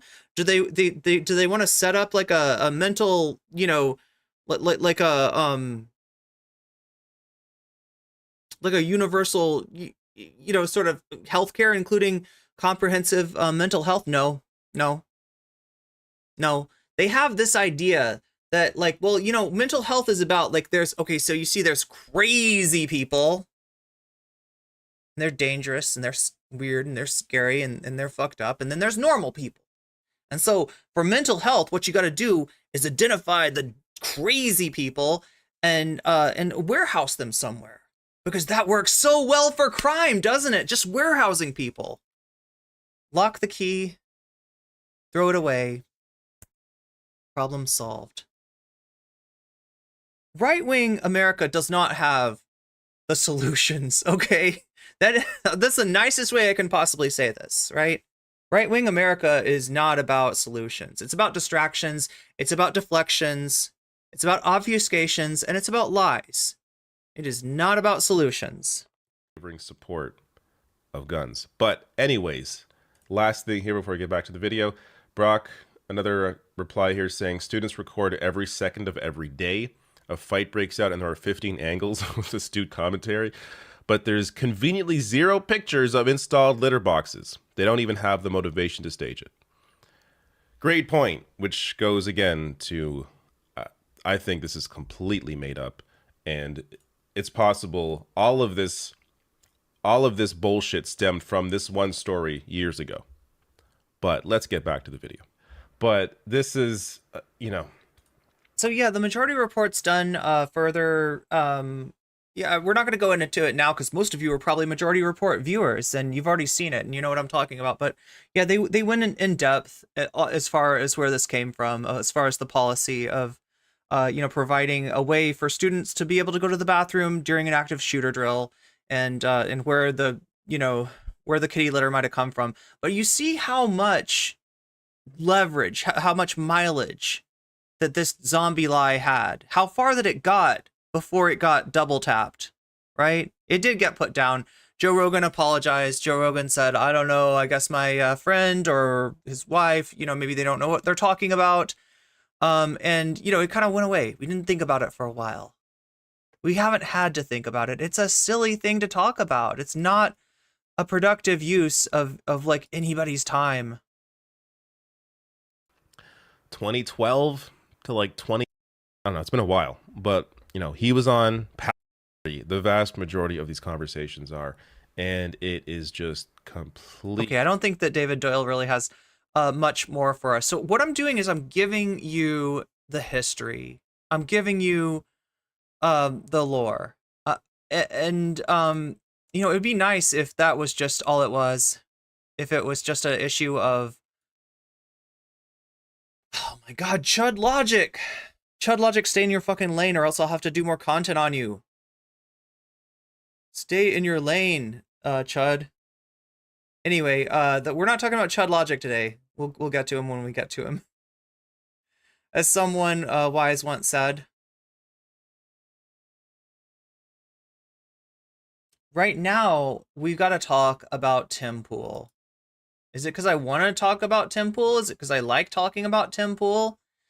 No, it's not. It's not anything like that.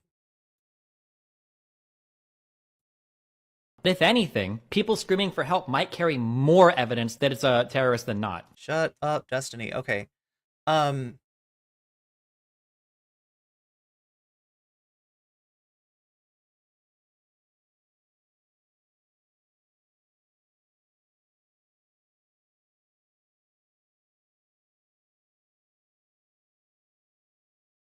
Oh, here we go. Yeah, we got plenty of stuff. Unfortunately, chat, this became relevant once again. Let's start off with Tim Pool. Tim Pool, the ultimate vector for brainworms. A video appeared on YouTube. It was picked up by libs of TikTok. A video appeared on YouTube. This is not journalism, right? A video appeared on YouTube is not fucking journalism. Students were protesting at a school in Utah over furries. Now notice, this is Utah. We're talking about Utah. We'll get back to that in a second. Like cartoon animals in their school. And perhaps people who dress up like cartoon animals in their school. Now, chat, I'm sure, you know, all of you, most of you have been to school, you know, elementary school, middle school, high school, some college, maybe some graduate school, right? And we're talking here about middle school. Do you remember in middle school how they like let you dress up in the most outlandish, extravagant costumes? No, because they didn't? Because there was like a dress code, right? Maybe you had to tuck your shirt into your pants. Maybe there was, oh my God.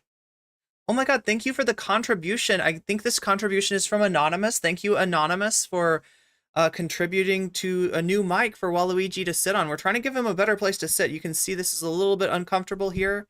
And somebody has just donated to my throne. I should probably mention the throne is a thing. It's down in the description on YouTube. If you want to donate to there, as is my Patreon, as is my donation link. Which honestly, I'm thinking about replacing the Stream Elements donation link because like not a lot of people know what that is, with maybe PayPal and Cash App. Maybe that would be the easier way to do donations. But yeah, that all is down in the description. There's a lot of ways you can support the stream. There's a lot of ways you can support me.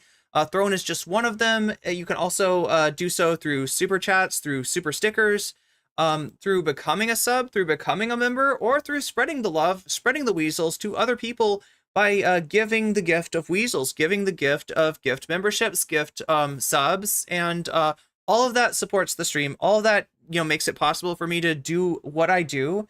And you know, the more support that I get, the more content, the better content that I could do, and especially when it comes to things like a microphone that might actually, you know, improve the physical infrastructure of the stream. So yeah, thank you, Anonymous, for your generous donation to the we're getting really close, chat, to having a new place for Waluigi to sit.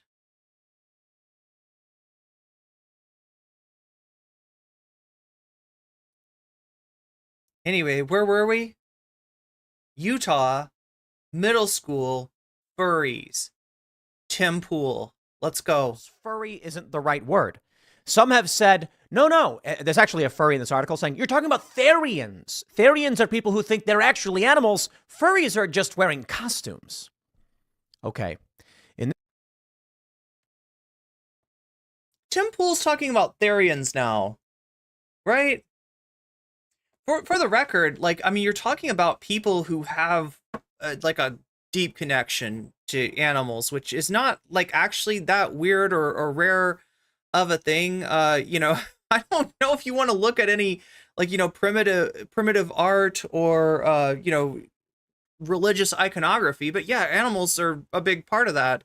Also, if you look back into something like the surrealist movement of art, you'll see somebody like Andre Breton, who famously used the symbol of birds in his art because he had like a deep, you know, birds meant something to him. Birds mean, like the song Free Bird by Leonard Skinner. Come on, this isn't really that deep. This isn't really that deep for humans to have like some kind of a connection, you know, so maybe a deep connection, maybe a spiritual connection to animals, right? Now, what he's going to try to do is equate the idea of a Therian to trans people. Not exactly the same thing, right? Not exactly the same thing. Like, you know, a gender role versus like a spiritual connection. We're kind of talking about different stuff here, but he doesn't know that. He doesn't know what he's talking about. Yeah, Franz Marc. Anybody know Franz Marc out there? Expressionist painter. If you ever look at a Franz Marc painting, a lot of times you'll see a little orange swirl in the corner, and that's a fox, because Franz Marc had a deep and abiding connection to foxes. It's like not that deep. This video, the students say there are litter boxes in the bathrooms. I don't know that there are actually litter boxes in the bathrooms, but at this point, I've personally been told. Okay, I'm glad that you're not jumping to the conclusion that because an 11-year-old tells you that there's a litter box in the bathroom, that there's a litter box in the bathroom. Now, look, let me give you a little story from my own experience as an 11-year-old, right? When I was 11, there was rumors about the principal's office, right? It was said that if you got sent to the principal's office on Tuesday and you were wearing white, the principal would eat you. There's a different version of the story too, where there was a wolf that lived under the chair that you sit on when you're in the principal's office. And the wolf would actually come out and eat you, because maybe some people couldn't have really imagined, you're 11 years old. You're not exactly like, yeah, the principal eats you. That's what, that's the kind of, right? So no, he has a pet wolf. It lives under the chair. The wolf eats you if you get sent to the principal's office on a Tuesday and you wear white. And like, as much as I want to say that, like, I was a smart little kid and I was like, that's bullshit, I wasn't. I got sent to the principal's office. I don't think I was even in trouble. I think it was some other reason that I had to go down and talk to the principal, right? And I remember asking him, so do you have a wolf?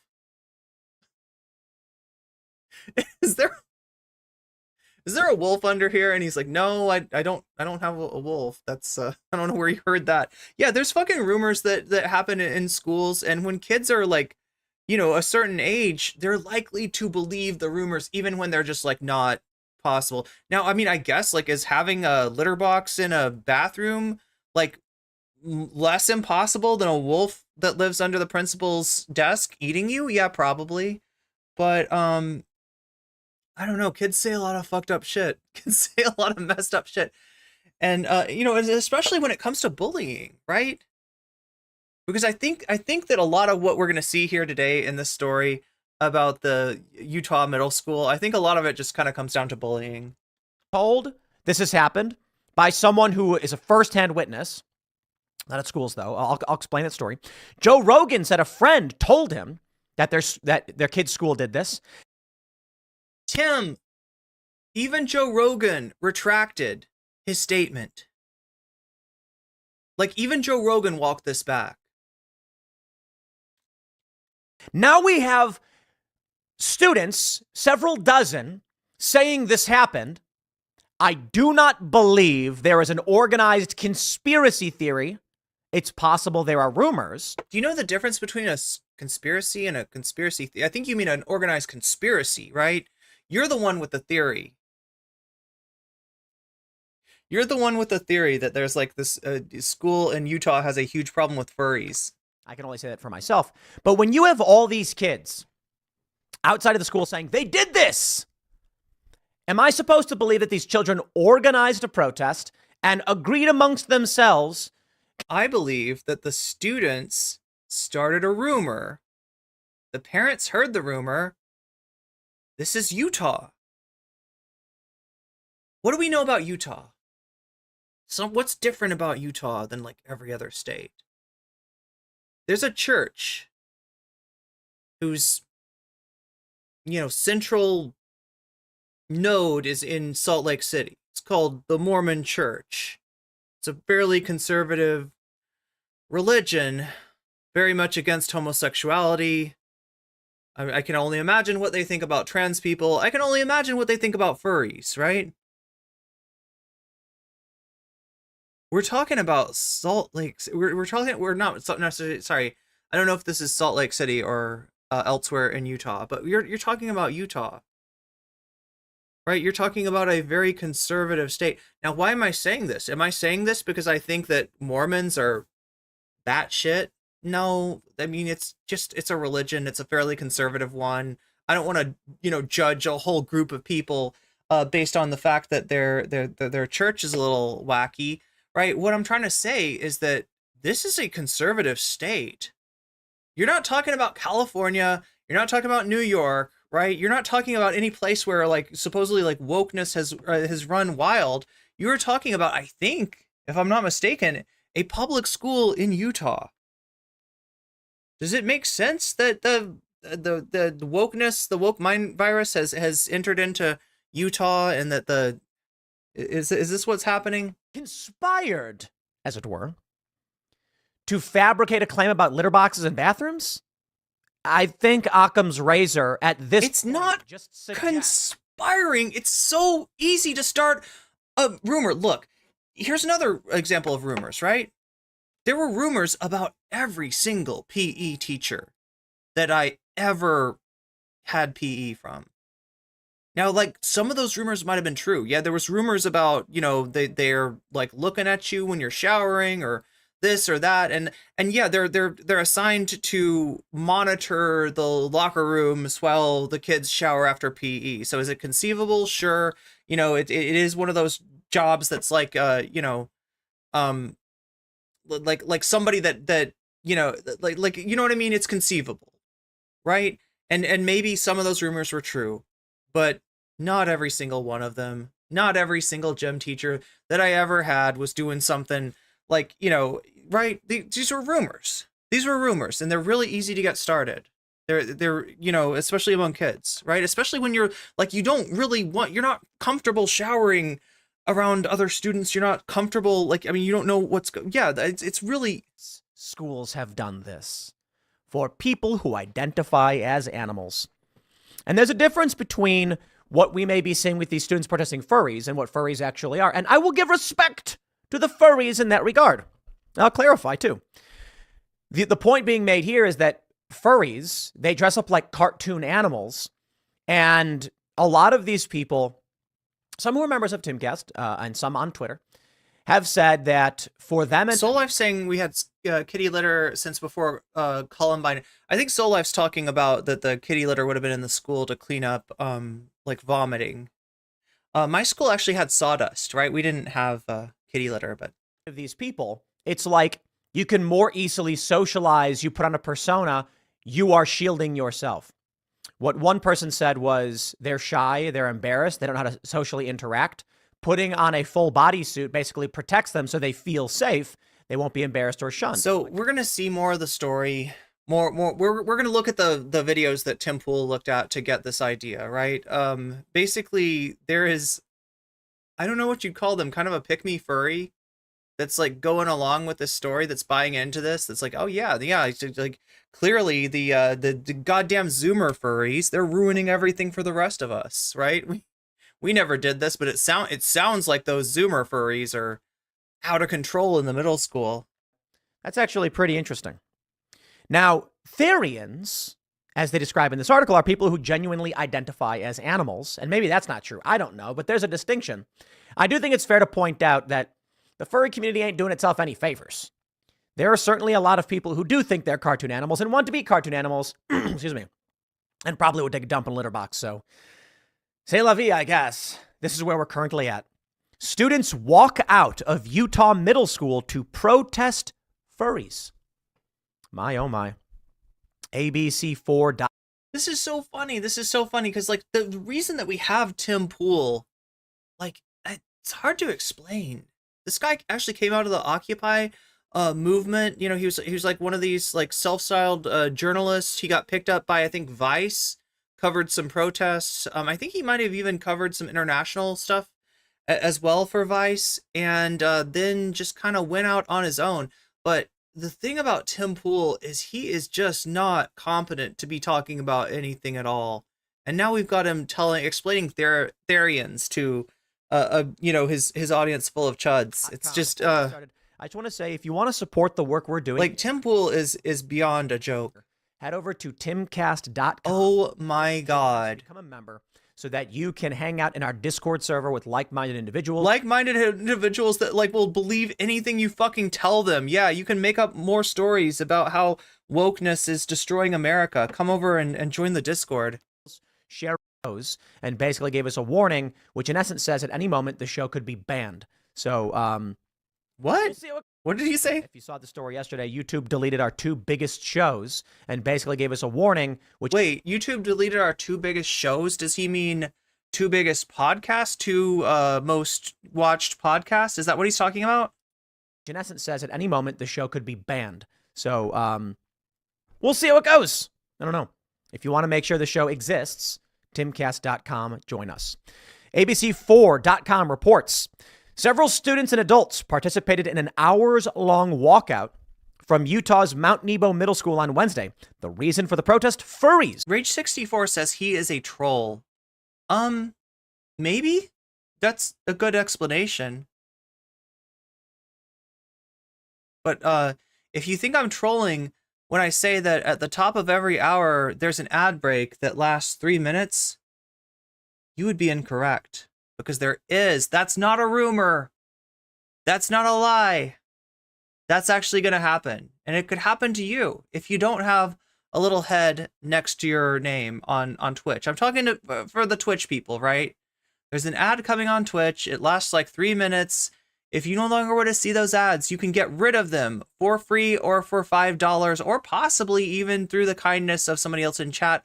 Although I will tell you, if you're angling for a gift sub, more likely to get one if you're active in the chat, because that way people can see you. You got to humble flex your lack of a sub because people can see that. And if somebody's looking to do a good deed, if someone's looking to spread the weasels, they will more likely spread those weasels to you because they can choose you. They can select you. They can specifically give a sub to you on Twitch. If you're active in chat, that's the only way they'll know. So that's more reason to...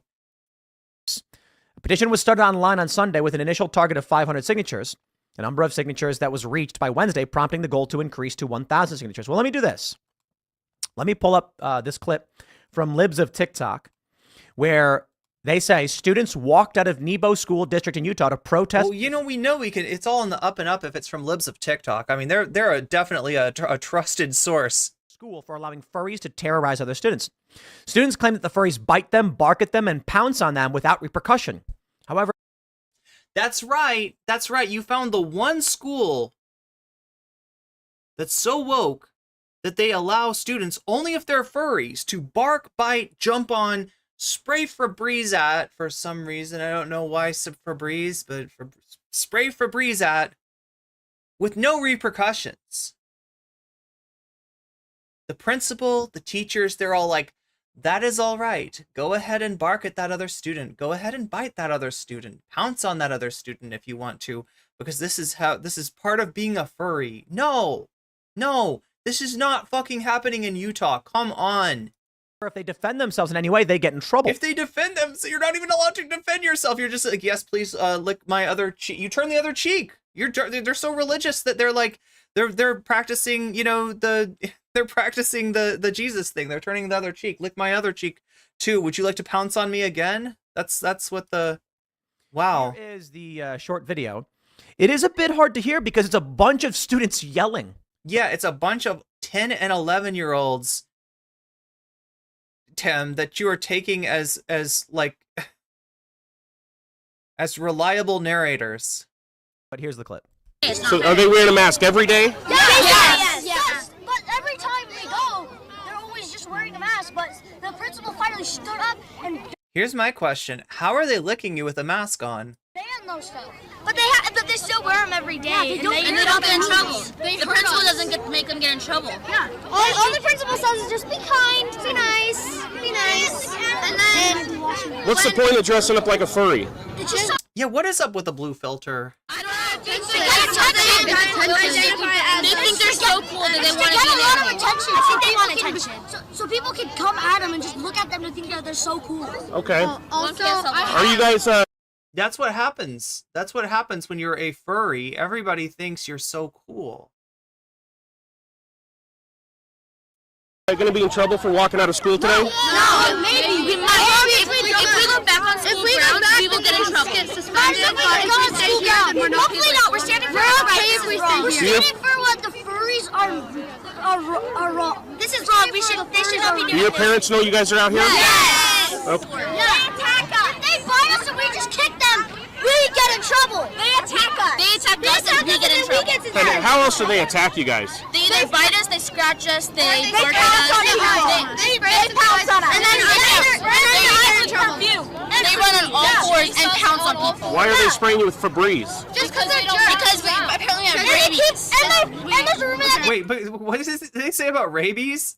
putting litter boxes The Febreze has something to do with the rabies? in the girls' bathroom. And the boys. Did you hear that? There's a rumor. Did you hear that? Because the kid said there's a rumor. All right. They're putting litter boxes. He didn't say they're putting litter boxes. He said there's a rumor. All right. Now look, if a fucking 10-year-old tells you they're putting litter boxes in the bathrooms, you don't necessarily take that to the bank as a fact. But if the kid tells you there's a rumor, you got nothing. You got nothing, right? Yeah, this is. The girls' bathroom. I'm gonna play that again for you. Because we apparently have rabies. And there's a rumor that they were putting litter boxes in the girls' bathroom. He clearly said it's a rumor. And they started And the boys, yeah. I heard that was just a rumor. No, it's not. No, the kid said that it was a rumor. No, but now they're. You've seen the litter box in the bathroom. Hey, here's a great idea, journalist. Interview the school's custodian and see if cleaning a litter box in the bathroom is part of his duties, right? Because I mean, they're okay. I don't think several dozen students at a school all got together and had a meeting and say, now what's going to happen is we're going to fabricate a claim. There's litter boxes, and we're all going to agree we saw it. They're not all agreeing. They're all yelling at the same time. Some of them are saying different things. This is entirely within the realm of possibility that a rumor, got. And it sounds like, look, you're going to see in a second that there's signs here. There are signs that clearly the students did not make. The students didn't make signs that say compelled speech is not free speech, right? Some parent that is a Jordan Peterson fan, because that's where that comes from, right? The compelled speech is not free speech comes from Jordan Peterson lying about Bill C-16. And look, this shit happens. These kind of rumors, these kind of lies, these kind of zombie lies spread in right-wing spaces, right? Jordan Peterson is a great example of this. Supposedly there was a bill called C-16. There was a bill called C-16, but according to Jordan Peterson, this bill was going to mandate that trans people be called the correct pronoun. And if there was ever any deviation from that, a trans person was ever misgendered, the offending person would end up in a jail. We're still waiting. We're still waiting for that story about somebody ending up in a jail. Yeah, because he was fucking lying. All right? This is... my friends, that they're lying. But Occam's razor. Occam's razor. God, do you really want to invoke Occam's razor here? The absence of evidence, the solution that makes the least amount of assumptions. In the absence of evidence, oh my God, you're mixing up absence of evidence is not evidence of absence, which you're probably also trying to go for that, right? Because there's definitely, we're definitely dealing with an absence of evidence here. The solution is the thing that makes the most sense. Tim, does fucking litter box in the bathroom, does that make sense to you? In Utah, the most religious state in the fucking United States, right, has got litter box in public school bathrooms. Is that Occam's razor? Or is that literally the opposite of Occam's razor? This tends to be correct. I love Occam's razor, by the way. And that is to say... Oh my God. We have circumstantial evidence right now. Several young... I feel like somebody needs Occam's razor to perform emergency surgery to pull the brainworms out of Tim Pool's head, out from under that beanie. Witnesses saying they are putting litter boxes in girls' bathrooms. Okay. Next. Now it's weird, right? Because that's what Rogan said. That the girls' bathroom thing, those kids, if you take them as as reliable narrators, which you shouldn't, because they're kids, but if you take them as reliable narrators, you would think that it was both bathrooms, right? Well, somebody said girls' bathroom, then somebody else in both bathrooms, right? That's the rumor. Or maybe the rumor started off in the girls' bathroom. Maybe that's because they're just recycling Joe Rogan's zombie lie, because that was part of his thing. It was the girls' bathroom because there's one student that's a furry. Anyway, this is wild. The media tries to debunk this, claiming it's a wild rumor because the schools claim it's not happening. But we can hear now from the children who The media is not trying to debunk this, Tim, because it's not bunked in the first place, right? You said it yourself. Evidence of, like absence of evidence is what we're dealing with. It's not necessarily an evidence of absence, but like, you kind of don't want to, like, I mean, this is how witch hunts start. This is a moral panic, like, right? So this does have like a parallel with witch hunts, right? The idea that like I saw Goody Smith dancing with the devil and the full moon, right? Well, I mean, that's one person. We don't have evidence that Goody Smith is dancing with the devil, but I mean, witches, that sounds pretty dangerous. I guess we better get a witch hunter and we better see if she floats. are upset that it is happening. They can deny it all they want, but at a certain point, we have to recognize either there is a grand conspiracy, which is ridiculous. Yes. Yes, it is ridiculous that there's a grand conspiracy to put litter boxes in kids' bathrooms. That is ridiculous. That's not the conspiracy that he's talking about, though. He thinks it's more conspiratorial to think that this isn't happening. Of parents and students and commentators all across the country conspire. They're coming together and saying, make sure you tell everyone that there are litter boxes. Or it's actually happening. That's Occam's razor for you. I was at a hotel. That's Occam's razor. Man, this was years ago. And a guy who was a fan, actually, told me that their hotel had similar requests. And I was like, get out of here. Yo, you know what? That actually might be true. Okay? What he's saying is not necessarily bullshit, right? I don't know about a litter box, but the idea, like, the hotels is one place that you will sometimes find furries. Right? There's conventions that take place at hotels. So, I mean, like, unironically, the shit that he's about to say is like less like impossible than his conspiracy theory about litter boxes in school bathrooms. Here they're like, yeah, there was like a furry event and they requested litter boxes in the bathrooms. And I was just like, I didn't believe that's true.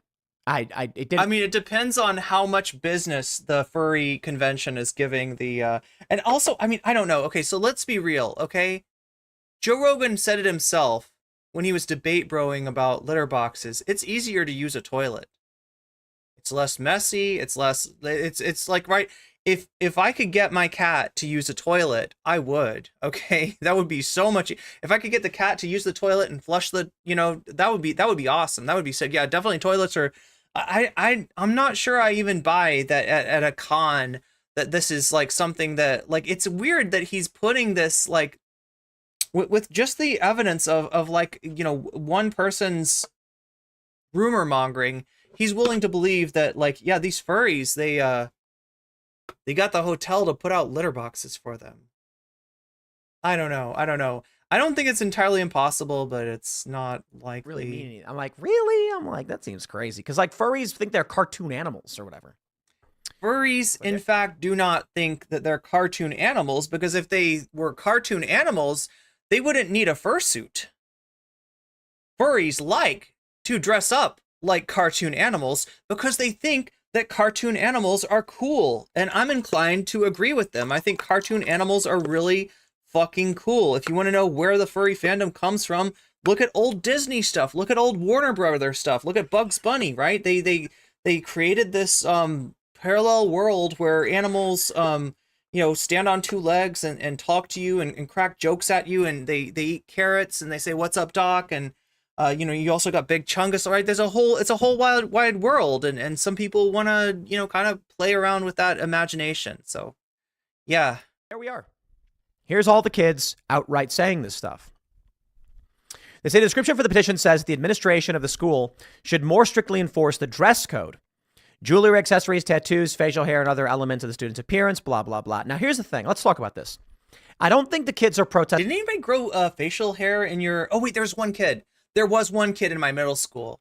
I think he got held back, though. There was one kid with facial hair. Yeah, but he was the exception. Furries. Let me read. Furry is a fandom. A furry named Strudel told ABC4.com. We don't think that we're animals. According to WebMD, a furry is someone who has an interest in animals with human qualities and dress up like a cartoon animal. I really like the idea of animals who walk and talk, so I'm going to dress up as one as kind of a fun.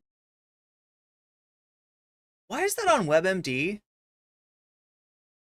Like, right, WebMD, like, all I know about WebMD is it's kind of like,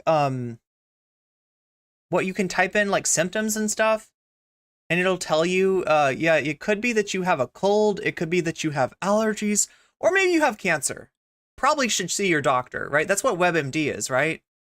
Like, it'll talk about drugs, it'll tell you what the drug side effects are, the interactions of the drugs, stuff like that, the normal dosage for the drugs. That's what why are furries mentioned on WebMD?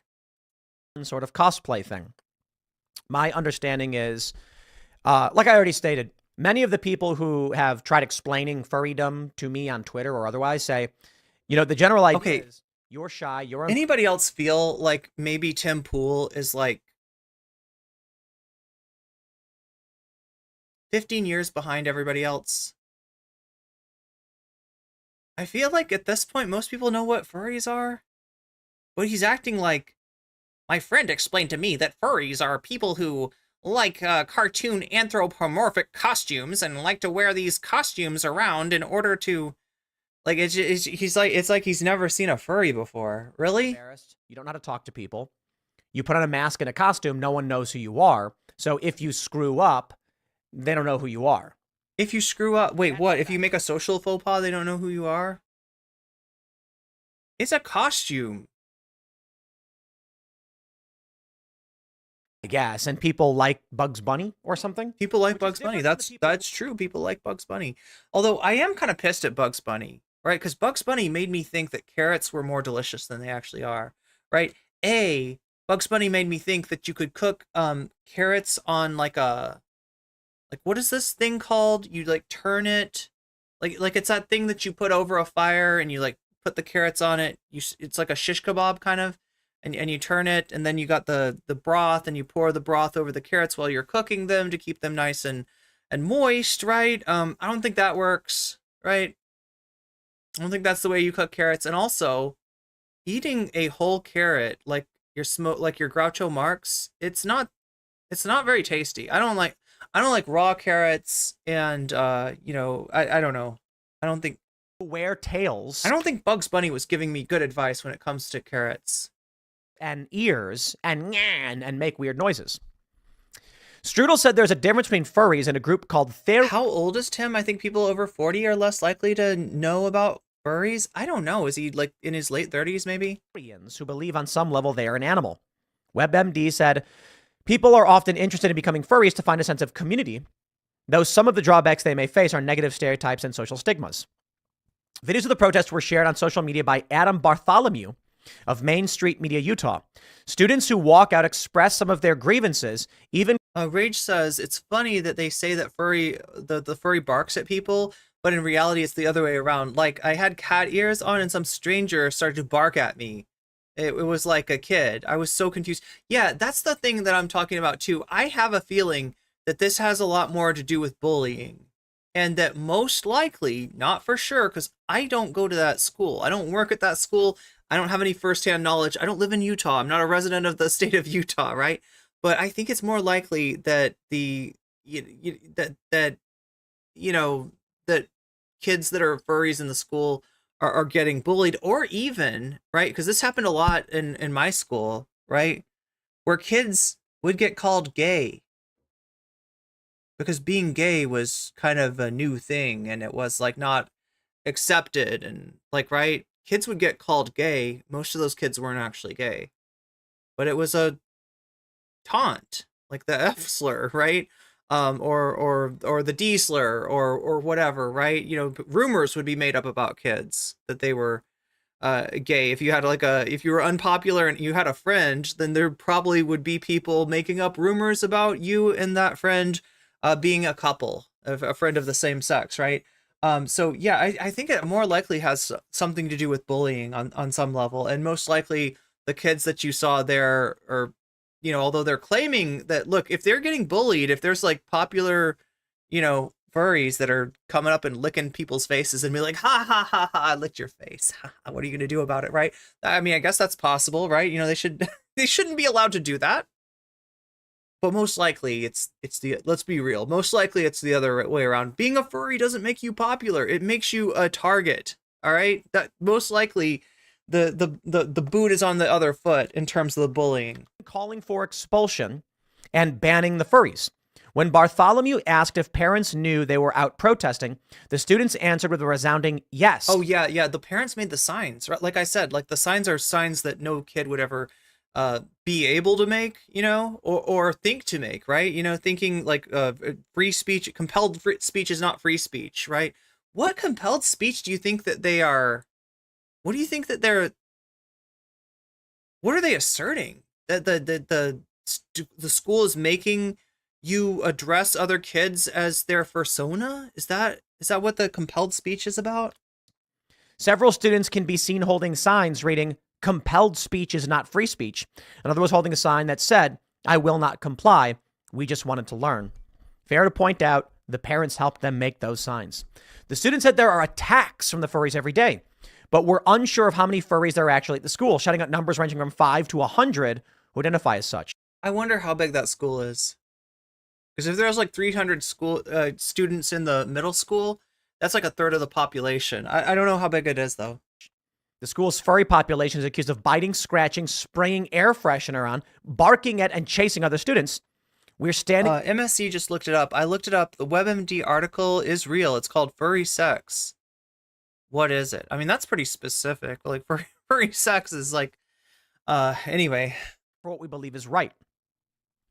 A lot of the information that's been put out there is completely incorrect and inaccurate. Nebo School... Something seems off about that story, yeah. Public Information Officer Seth Sorensen said. Well, Sorensen said there had been issues with harassment or students making others feel uncomfortable or unsafe. He said most of the claims online are false. The administration of the school addressed that with the entire student body, and they sent out a couple emails.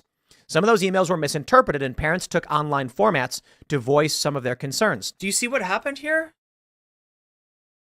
It sounds like there was an issue with bullying. And the principal brought it up. And the parents being like, that's not normal. Right? We're like, it didn't want to hear that their kids were bullying. Like, and again, I don't know, like, I can only go by my own experience in school.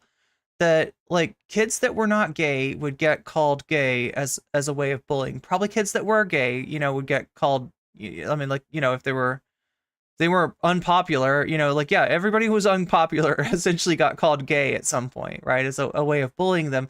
So I think most likely we're not even dealing with furries here. We're dealing with bullying and the justification for the bullying, whereas maybe being called gay doesn't hold the same weight. Now, hopefully, God, I mean, it's Utah, so who knows? Maybe it does. But yeah, being gay doesn't hold as much weight as far as like making you, like, ostracizing you from people. Being gay is more normalized. Now maybe they're getting called furries. I don't know, but it's most likely that it has something to do with bullying. Sorensen said students are not dressing up as cats and dogs because there's a dress code in place. He doesn't think videos that have been shared online are from Nebo schools. Sorensen emphasized the main goal of the districts are to open communication and student safety. Now, videos that have been shown. Wait, are there more videos? You'd think that if there was more videos, libs of TikTok would be all over that. What you'd get from the left and the corporate press. The left and the corporate press. They don't want you to think that the furry menace is real, but it is. Tim Pool will explain to you. Occam's razor dictates that the furries are a real threat and they're taking over our schools. They're licking your children. They're spraying them with Febreze. They're pouncing on your children, and they're going to turn them into furries. I don't know. Is that what is that where the moral panic comes from? Is someone coming out saying, "See this debunk"? Are they going to start calling it a social contagion? Like what? Like, I swear to God, it feels like a repackaging of trans panic. There's no furries. And then you read on.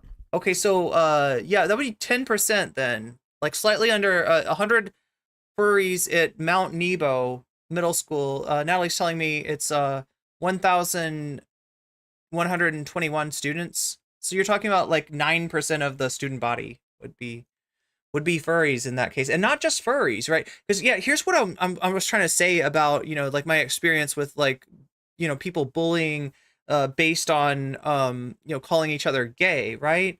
So if you were gay, especially if you were trans, in my high school, you didn't tell anyone. You didn't say anything. You kept that shit to yourself, right? There were a few people who didn't, and they got targeted. They got bullied. They had a tough time, right? And other kids see that, and they understand that this is not a safe space. A lot of the people who, you know, if you were gay, if you were trans, or, you know, like then, you know, when you got to college, you know, that was a different environment, and it's a lot more accepting. And honestly, like the school was a lot more invested in creating a safe space for gay people. But in high school, it was really tough. Quote, today we had some students and parents choose to exercise their right to assemble and do a little protest for what they perceived as something that was happening at the school. It actually is not something that's been occurring. He said the reports of students dressing as animals are a little bit inaccurate, saying students are wearing headbands with ears, saying students wearing headbands with ears are similar to wearing bows in sports jerseys. Sorensen said dressing up is just what students of this age do. So do you see what that is? Most likely, if we're going to take Occam's razor, we're going to take that seriously and actually know what that means, then, like, you know, and none of us have firsthand knowledge. Like, I'm assuming nobody goes to Mount Nebo, nobody teaches or works for Mount Nebo, nobody has firsthand knowledge here. But the more likely, you know, it's something like that. A kid wears like a headband with animal ears, and they're like, ah, furry, you're a furry. They start bullying the kid, and they don't want to get in trouble for bullying the kid. So how do you deal with that? She bit me. I wasn't bullying her. She bit me. This shit happened all the time. I literally witnessed this happen. Like with the gay thing, right? I literally witnessed a kid get bullied by other kids, get called gay, and when the teacher came in, because this teacher sucked. This teacher was always late to class, and their class was like a fucking nightmare. Like before they get in, like kids just went wild, like, and bullied, and there was bullies in the class, and right. So this kid would get bullied, and then when the teacher came in and caught them in the act of bullying this kid, they would say he was doing gay stuff to us, and the teacher, that homophobic bitch, would punish the kid that was getting bullied. Like, this shit happens. The children don't understand this. The kids don't know what a furry is or someone wearing a fake tail or a headband. But these are... That happened to you, Rage? That sucks. I'm sorry. People behaving like animals, attacking other students, and it is very clear from this that the leadership of the school is dismissive of this. And all of the students are... They're dismissive of our moral panic. How dare they? Saying there's litter boxes in the bathroom. How dare they be dismissive about our bullshit rumors about litter boxes in the bathroom? Are they making that up? It's been known to happen, Tim. Joe Rogan made that up. Interestingly enough, they didn't really address us with anything they want to change, Sorensen said. He encouraged concerned parties to come to the schools and speak with administrators. We want every student to feel safe when they come to school, blah, blah, blah, blah. Utah in general is a pretty good nerd culture, while furry is still a bit fringe in that, we are generally pretty accepting, Strudel said. Strudel said kids had latched onto things really easily and can see how dressing up at school can be distracting. Strudel also said it may be best to keep the two separate. School is for learning. So no, when we're talking about like policy, right? We're not actually talking about banning fursuits. There's nobody wearing a fursuit. Like, fursuits are expensive. Like, you don't just go to a store and like, you don't order. I mean, like, maybe you can now, but like in general, and from what I know, like, I don't have first-hand experience, but like the people that I know that do fursuit stuff, like, right, they go to Etsy, right? There are people that like love to make fursuits and they're really good at it, and furries generally, like, that is a status symbol for them to have a good fursuit, right? So, you know, it's an expensive thing, so it's not an issue with fursuits. I doubt it's an issue with masks or anything like that. In general, like schools will not allow a kid to wear a mask. A school might allow a kid to wear a headband. The headband might have animal ears on them because that's, you know, a cute style, right? So what we're talking about now is like banning stuff like that. Or like a shirt with an animal on it or something like that. I mean, like, let's be real. Let's be real. That is what's being asked, right? Is to make it so that like this realm of expression is like off limits for kids. And it seems like in you know, doing this, they're kind of giving into the bullies, right? The real thing to do is to make schools a safe space, prevent bullying from happening. It's not easy. And honestly, on one level, I don't think that teachers get paid enough, right? To be able to really perceive the social environment that the kids are existing in. Because it's not easy being a teacher to come into your classroom and realize, like, now who's the bully here? Like, I can see that there's something going on between these two kids, but, you know, it's hard to, you know, because like a kid hits another kid and a kid hits them back. You come in as the teacher. Did you see the first kid that hit somebody, or did you see the kid that hit back? You know, it's not easy to tell all the time, right? And I don't think that teachers come anywhere close to getting paid enough. You compare this to someplace like Japan, right, where there is like a social status of being a teacher. Teachers are valued. Teachers are compensated. Teachers are. It's not like a, you know, in the United States, it is a job that pays very little, and often teachers are expected to go into their own pocket to provide, you know, the stuff that's needed for the classroom. You know, and if you don't, I mean, you know, then you've just got a shitty classroom. Like the other teachers have like murals and art projects and all this kind of stuff because those teachers have gone into their pockets because they care. And, you know, if you can't do that, which I don't know, yeah, like we got to do something about education. Education needs to be funded. Teachers need to be funded. Teachers need to make a living wage, and way too often they don't. So on one level, like, you know, even my shitty teacher that, you know, that was always late to class, like I somewhat like don't blame her for not being super invested in a job that probably didn't pay her nearly enough. Blah, blah. Sometimes they stumble upon these communities and they're not old enough to really understand what it is or to how to behave with it. Well, my friends, here's a story from NBC News.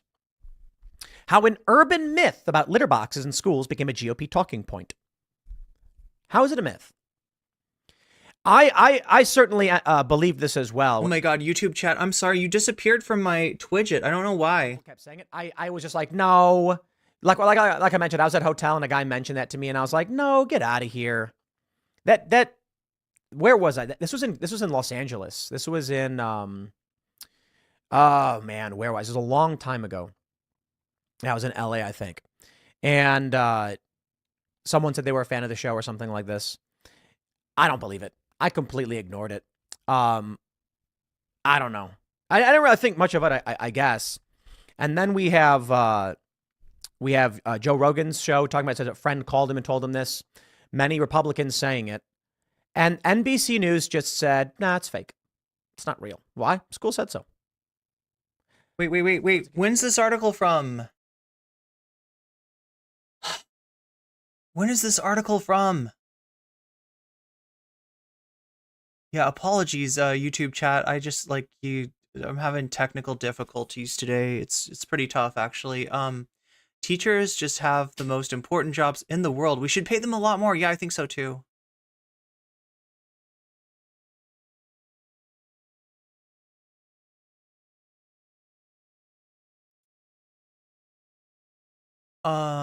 He's not gonna let's see if it has a date on it. Because like there was an urban myth. This is a thing that like not even just an urban myth, right? I mean, I guess it is still an urban myth. Like I sort of trace it to Rogan, but maybe it was an urban myth, and that's what Rogan picked up on. Conspiracy theory? That's right. NBC News, the conspiracy theorists think that Scroll down. Hotel staff. Yo, Tim, I'm sorry. Joe Rogan admitted it. Like, is he ignorant? October 14th, 2022. So we're talking about 1.5 years ago. Yeah, Natalie's telling me it's October 14th, 2022.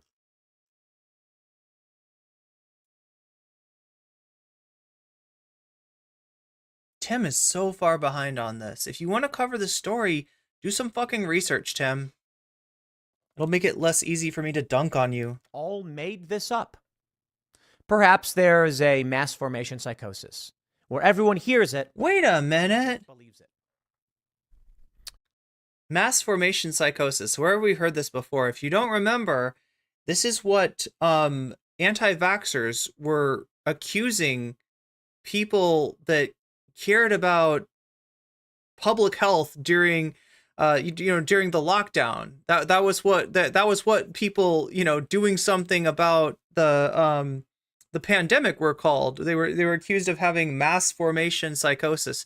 Now, what is mass formation psychosis? I haven't looked into it super hard, but I'm guessing it's something like, what happened during the witch hunt. The witch hunts, right? Where, wait a minute, I shouldn't even be I honestly don't know if it's anything, right? This might just be a buzzword. Jordan Peterson talks about mass formation psychosis. I've definitely heard this from right-wing sources. I've definitely heard them say that they think that like back when they were in their sort of COVID denial period,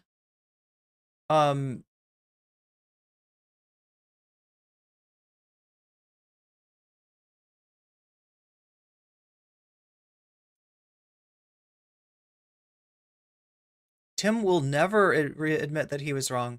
Majority Report said something about how he's getting sued for, oh God, maybe we should look into that, because like, yeah, I know what you're talking about. It's him and Crowder that are getting sued, right?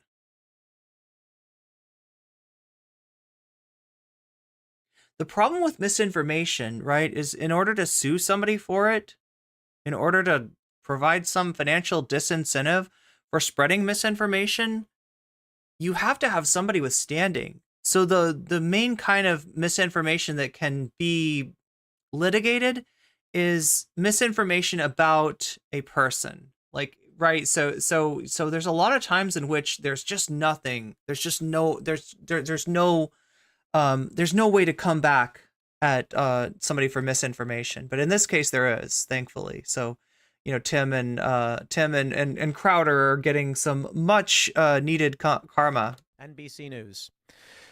They wrote this in 2022.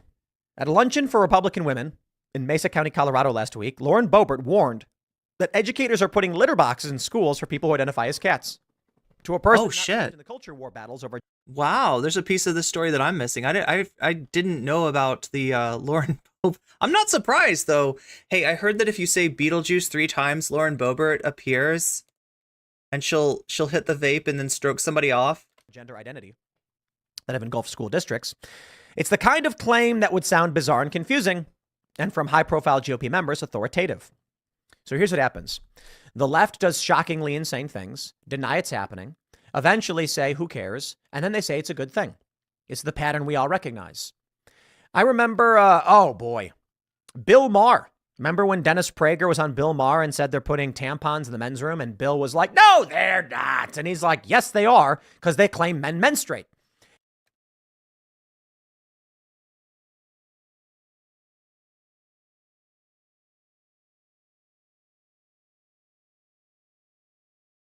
Some men do, Tim. And Bill was like, that's for their girlfriends. What a moron. The funny thing is, oh my God, I can't imagine like a trans guy being able to not have to go in the women's room for a tampon. I can't. Oh my God, how could you ever let that happen? What an imposition. What an imposition. Like what the fuck, Tim? What the fuck? Brought that up on Real Time with Bill Maher. That story had already been up on the corporate press and mainstream news websites for years.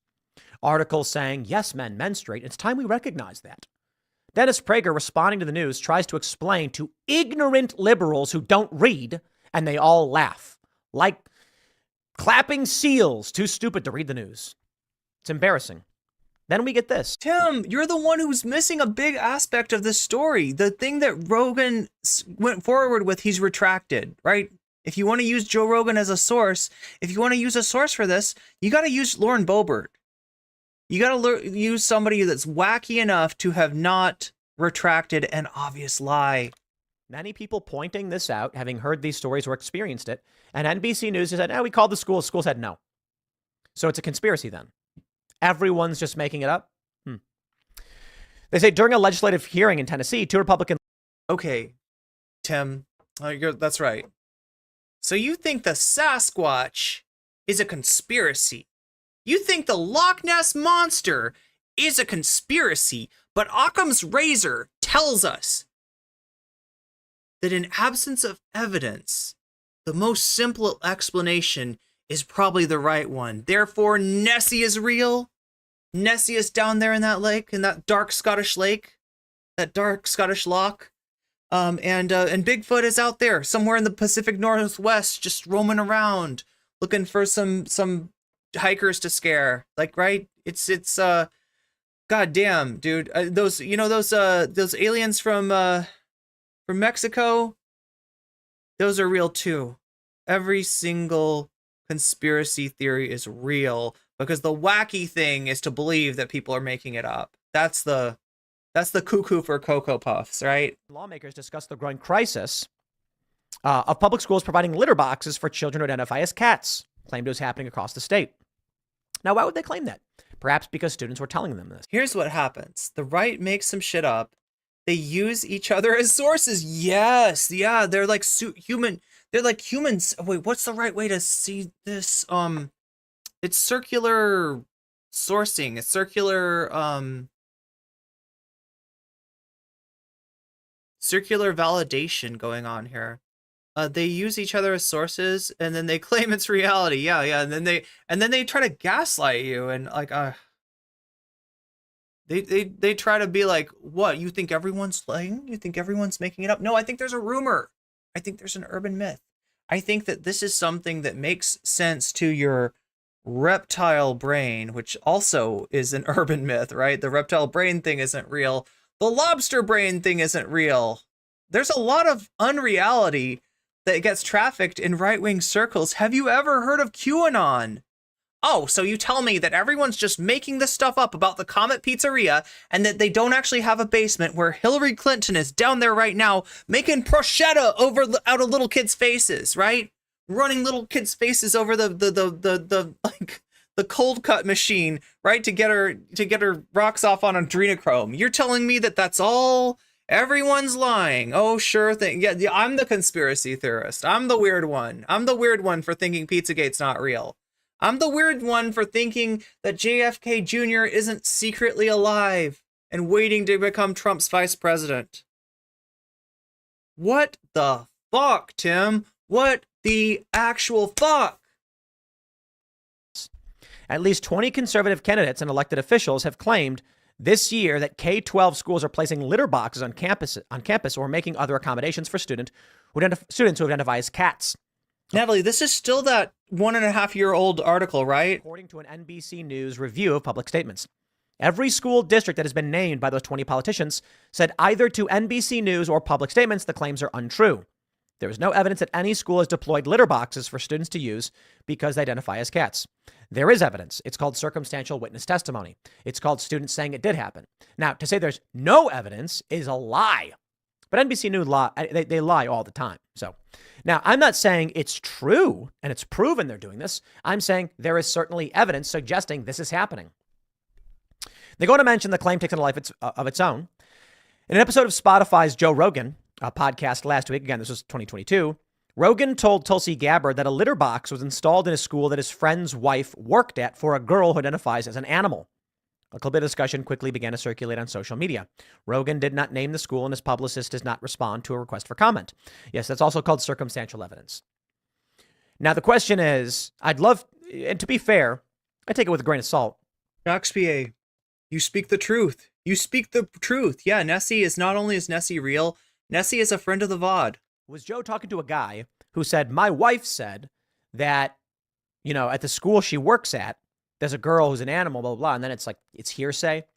Or is it Joe said that he and his friend's wife was talking, like... No, Shaxby, I'm talking about the aliens from Mexico.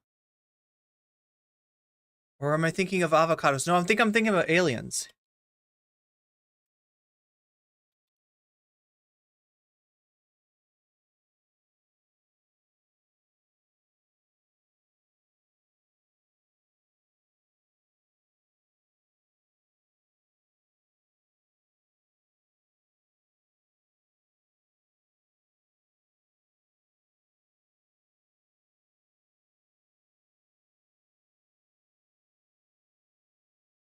I'm talking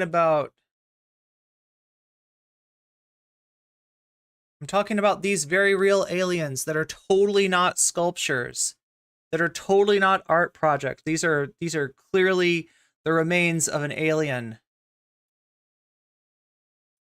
Joe's at a party. His friend is there and his wife joins him. He says, "Oh, nice to meet you." And she's talking, "Look, I work at a school and they put a litter box in the bathroom." And he went, "What?" And then he said it on his show. There's a real subculture of people known as furries, a community of children and adults who role play as anthropomorphized animal characters. But the vast majority of them still identify as humans, while sometimes adopting an animal-like persona, engaging in short-term role play, blah, blah, blah. We get it. Well, now we have students protesting. The rise of the litter box rumor shows the power of false claims. And there's the interesting thing. NBC... No. It doesn't... I would say that they're understating it. It shows the ability... It shows, like, us how an urban legend works. Like, wild shit that you would expect even most kids to be like, I kind of don't think that's true. Spreading amongst adults. It does happen, right? Look at, ask the ghost of a dead witch, if that shit happens, she'll tell you. It's very real. It's very real and it's very dangerous. Starts with circumstantial evidence, gets conjecture from the schools, and then says it was a false claim. They didn't talk to every single school. They talked to the schools in this one area pertaining to a couple of politicians. They did not collect evidence or examine the statements from the individuals who made that and ask them, where are you hearing this? When did it happen? Do you have eyewitnesses? They simply said, we called the school denied it, therefore it's true. Well, that's strange. There was a student who was raped in Loudoun County, Virginia. It's strange that you think that because a bunch of 11-year-olds with signs from their parents were out like being like, yeah, the furries lick us and bite us and pounce on us. And then they spray us with Febreze. It's weird. Tim, what's weirder, believing a principal or believing a 10-year-old with a weird story? A young girl. And the school lied about it and claimed it didn't happen. So you just don't believe anybody, just choose what you want to believe. Is that okay? Sure, that's how they operate. This is the state of the game, my friends. I'm just wondering, like, what segment of the show is this? Does he have like a segment where he's just there by himself? Because I feel like even Moonlord, Ian Moonlord Crossland would be like, Tim, what are you smoking? What are you smoking, Tim? What are you talking? Like, even Moonlord would call him on this shit. It all appears to be true. It all appears to be true. Yeah, there we go. You proved it, Tim. Good job, Detective Pikachu face. Which brings us to one of the later, more shocking stories. High school student is suspended for using the term illegal alien in class discussion.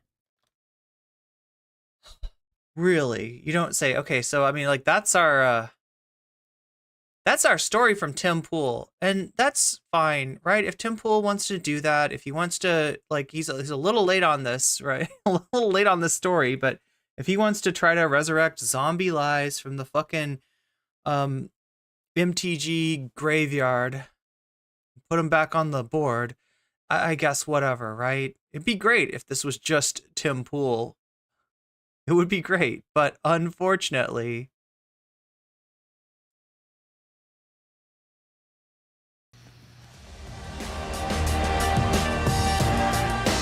Imagine going to school and getting barked at.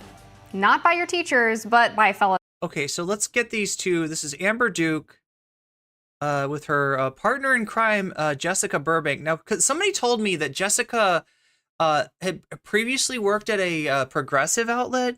Anybody got that? Students. Well, kids from Mount Nebo Middle School in Payson, Utah, walked out on Wednesday because of furries. Yes, you heard that right. Furries, people who dress up in costumes of animals, are apparently distracting other students at the school. Not only do their classmates go to school clad in animal getup, but they act like it too, licking, biting, and scratching other students. You forgot that they spray you with Febreze, just like an animal would. 75 students and parents from the school took part in the hours-long protest that was triggered by a petition demanding a stricter dress code per several reports.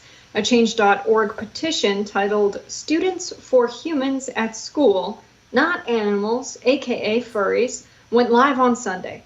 And it's so far Students for Humans at Schools, Not Animals, aka Furries. Now that I will believe might have been written by a child. Garnered nearly 2,200 signatories, far exceeding the initial goal of 500. In addition to calling for a stricter dress code, it also prohibits, quote, elements of a student's appearance that draw undue attention, distract, disrupt, or otherwise interfere with the learning atmosphere at school.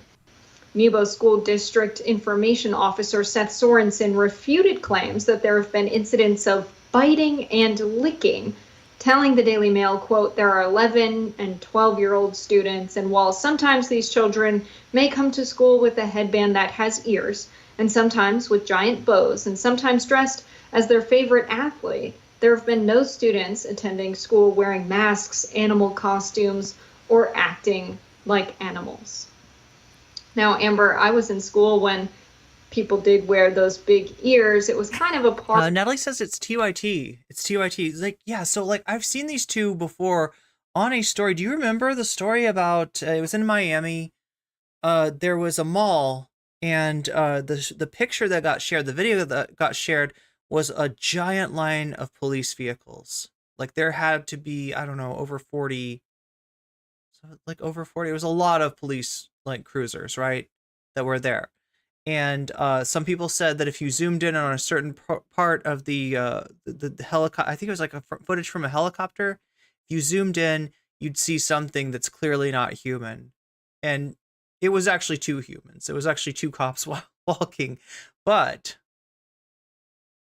if you're a creatively minded conservative, you might believe that what you saw on that tape was actually a Nephilim, a giant human, a remnant of, what is it, like the Cain and Abel story or something like that? A giant clown-like human, demonic being that survived Noah's flood. That was the story that was going on. And like Jessica, it was Jessica Burbank and Amber.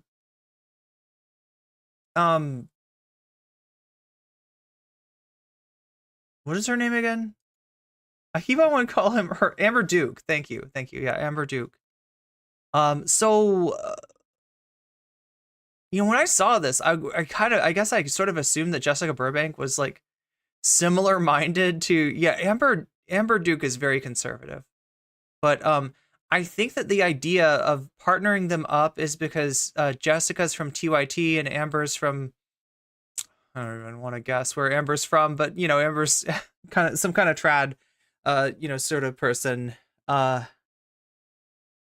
now I'm wondering about Jessica Burbank. Let's listen to more. Like emo fashion at the time. It wasn't explicitly like furry stuff, but it's just, oh, there's the weird cat girl who wears the cat and tail, like cat ears and tail sometimes. It wasn't like a big deal, and it wasn't explicitly like, oh, she must be a furry. That is a sexual thing.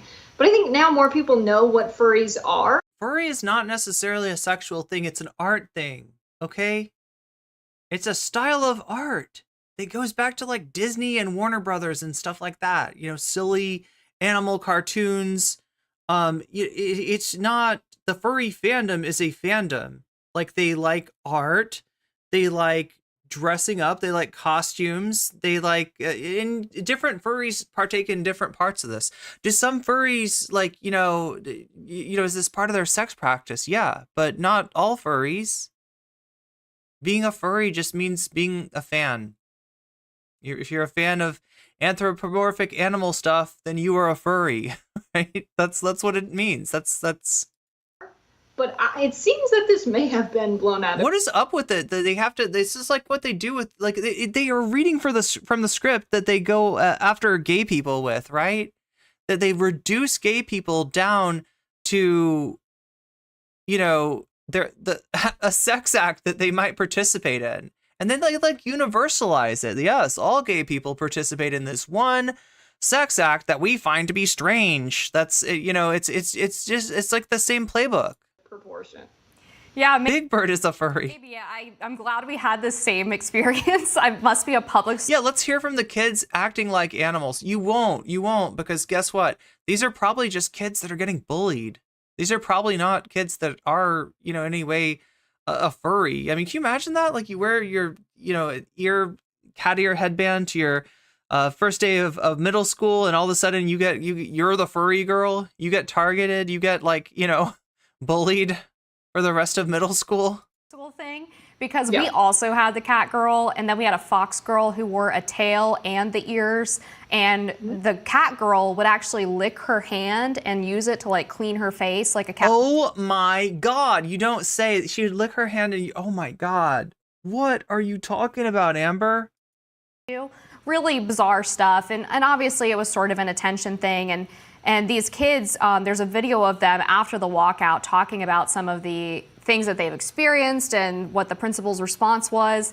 And they claim, I mean, this school resource officer is disputing it, but they do claim that they were allowing the kids who were dressed up like animals to actually lick them or bite other students. And they being the faculty and staff.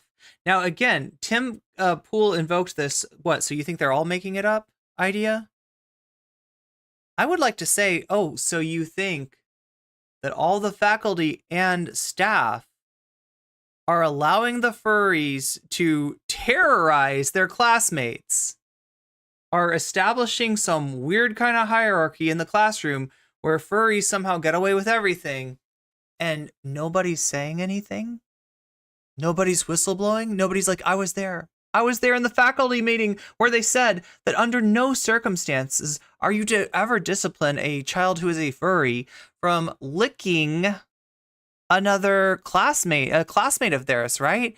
I'm pretty sure that in the age of COVID, yes, that the school is very much trying to make sure that kids aren't licking each other. God, that's like... When they complained to their teachers or to the principal about it, they said, we have to be inclusive of everybody. We have to be nice to each other. So, just keep that in mind when you're choosing how to respond, as opposed to disciplining the kids who were licking and biting others, which is obviously beyond bizarre. No, what's bizarre... Yeah, it is bizarre. It's beyond belief. It's not true. There's also an interview that the local news did of a local adult furry. And this interview is incredible. I wish we could play it. We don't have permission, but the video shows this person dressed up as like a cartoon dog or a wolf or something. And they actually say that... Wait a minute. I feel like I've seen a lot of people show this, right? I feel like I've seen a lot of people show this interview. A time and a place for being a furry, and school is not it, and that the school should not allow kids to basically dress up like they are. But here's the deal, the school's not allowing the kids to dress up. You don't get allowed to dress up. You've got very little control over what you wear as a kid. Schools have dress codes and, sometimes even uniforms, but in a public school, mostly you're dealing with like a dress code, and you go outside of that, you can be punished for that. Anything that's considered distracting is going to be against the rules. Even if it's not really that distracting. I can remember kids getting forced to turn their t-shirts inside out because their t-shirts were deemed too distracting. Yeah, I'm pretty sure that they're not allowing kids to go in fursuit in middle school. Like they are, and that kids should keep their hobby to outside of the classroom lest it become a distraction. To me, it's... See what I mean by the pick me furry? Like, instead of a based furry who would have been like, this shit is not happening. Stop bullying kids, right? they're like, yeah, that's really these furry middle schoolers. They're giving us a bad name. They should stop. They should keep their furry activities to outside of school activities. Seems like the dress code that they're trying to advance seems like it would be kind of an obvious way to address this without targeting any specific student.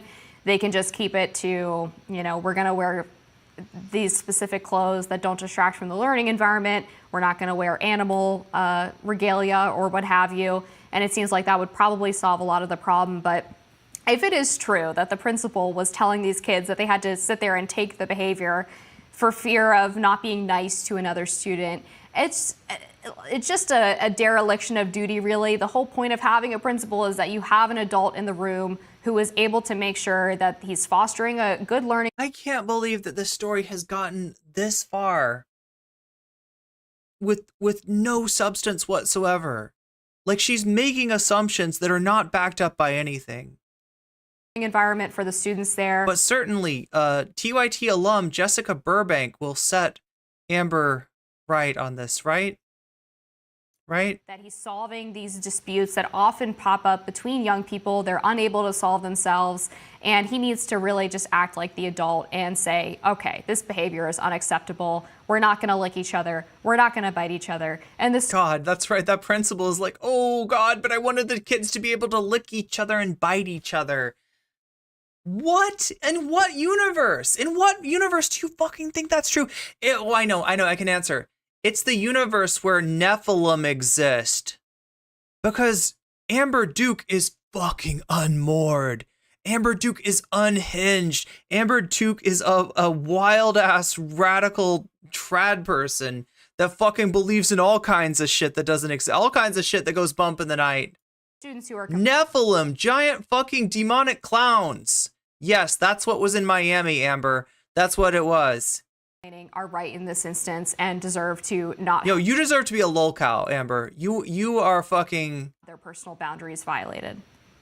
Right. I think in some scenarios, forbidding kids from wearing animal costumes to school because they identify as an animal either sometimes or all the time, I think it's a good anti-bullying policy, if you. So if we restrict the expression of the children beyond the point in which it would stand out, theoretically, we could eliminate bullying. So we make a rule that all our children must conform to the same standards, much look exactly like, same haircut, same everything. And then, no, there would still be bullying. You silly, silly woman. There would still be bullying.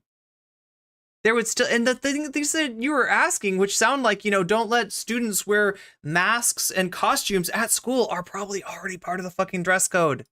Well, I think in fact, I'll bet you anything that the dress code says something like anything that's considered distracting, because that's how it was in my middle school.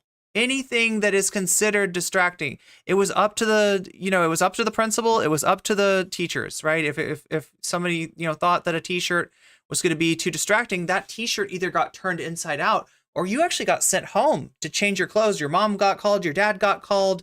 It's very embarrassing. You're in the school's office and they got to bring you something else to wear because, what you're wearing is and it could just be like a band t-shirt or something like that. It was just like any public school, it's just a recipe to be made fun of. And I love that Seth works with kids because. So that's great. That's the way to stop kids from bullying, is that make sure that the kids can't do anything that might cause them to be bullied. That's going to really work. What the fuck is she smoking? Like, what has happened to her? She didn't used to be like this, did she?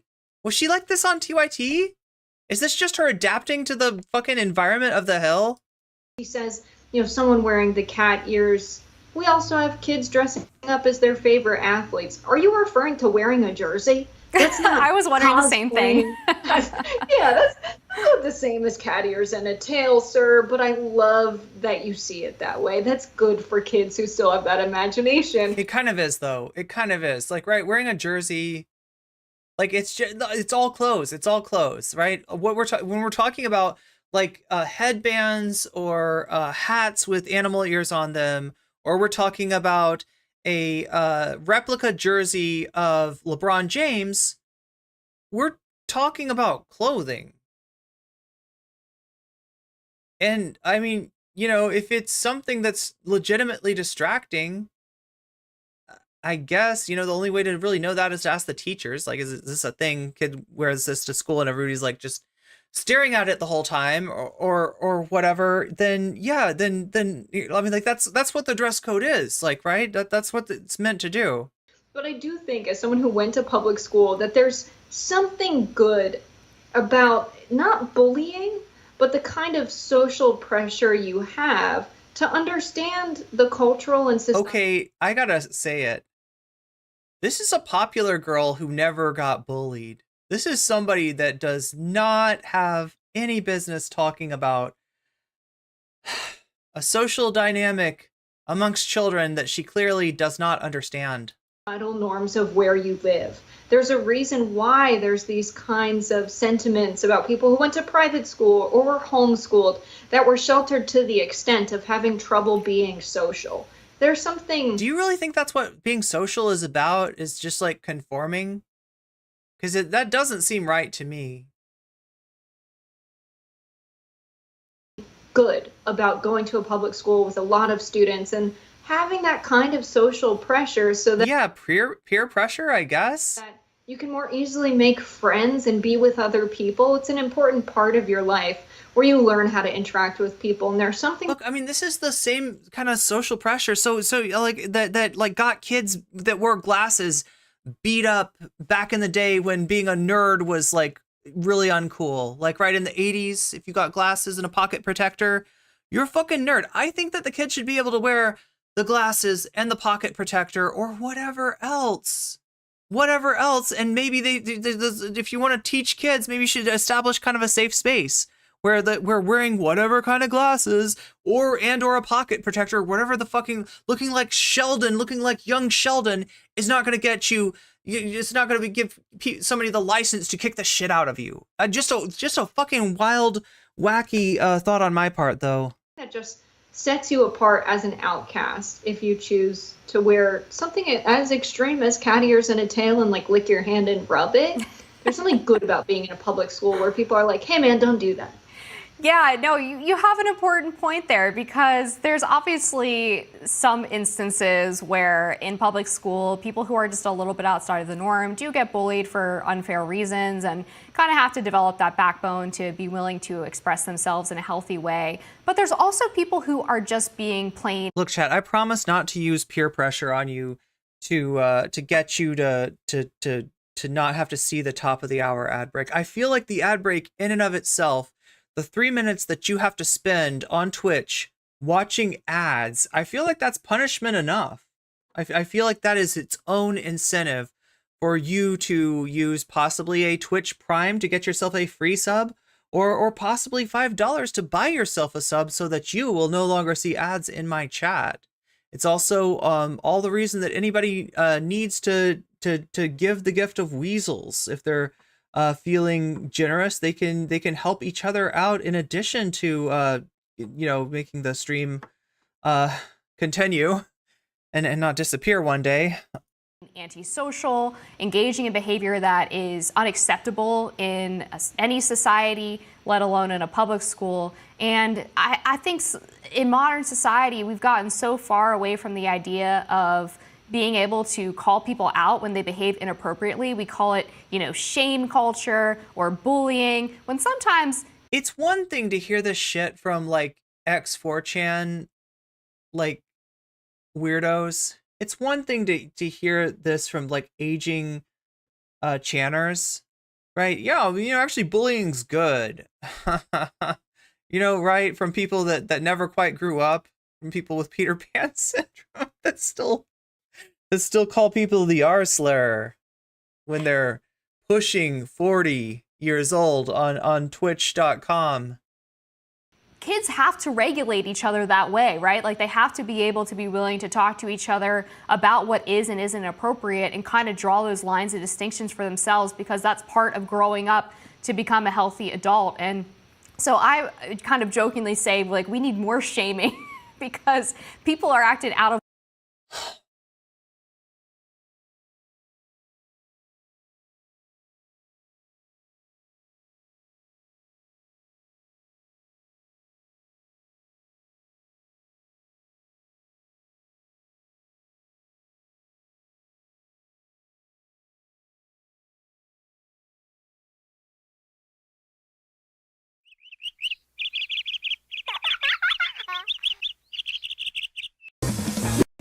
Because this mask was made with...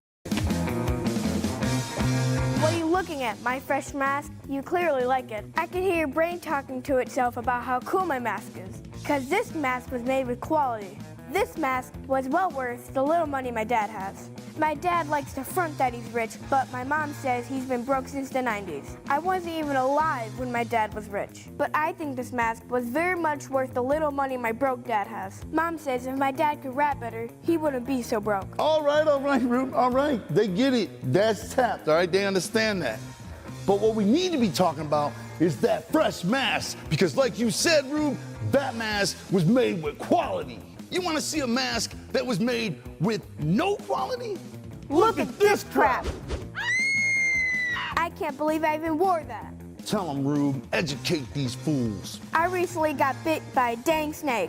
I trusted it at first, but that was a bad mistake. I tried to pet it, I tried to make it my friend, but I shouldn't have done all that. Trusting that dang snake was an epic fail. Cause that thing bit me, and it bit me hard, right in my dad's pocketbook. Ruby ordered what we thought was a full-fledged, high-quality furry suit. But in reality... So look, if you are a shittier parent or teacher, like if the insane clown posse puts your parenting or your teaching to shame, you got a problem. You got an issue, and you need to do something about it, because that is look, here's ICP teaching you how to be a good parent, teaching you how to support your kids, even if they're into something that you think you don't understand.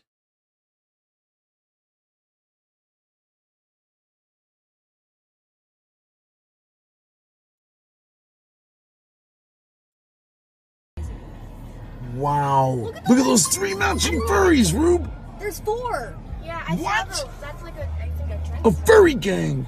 All right. This is a supportive parent. This is what it looks like.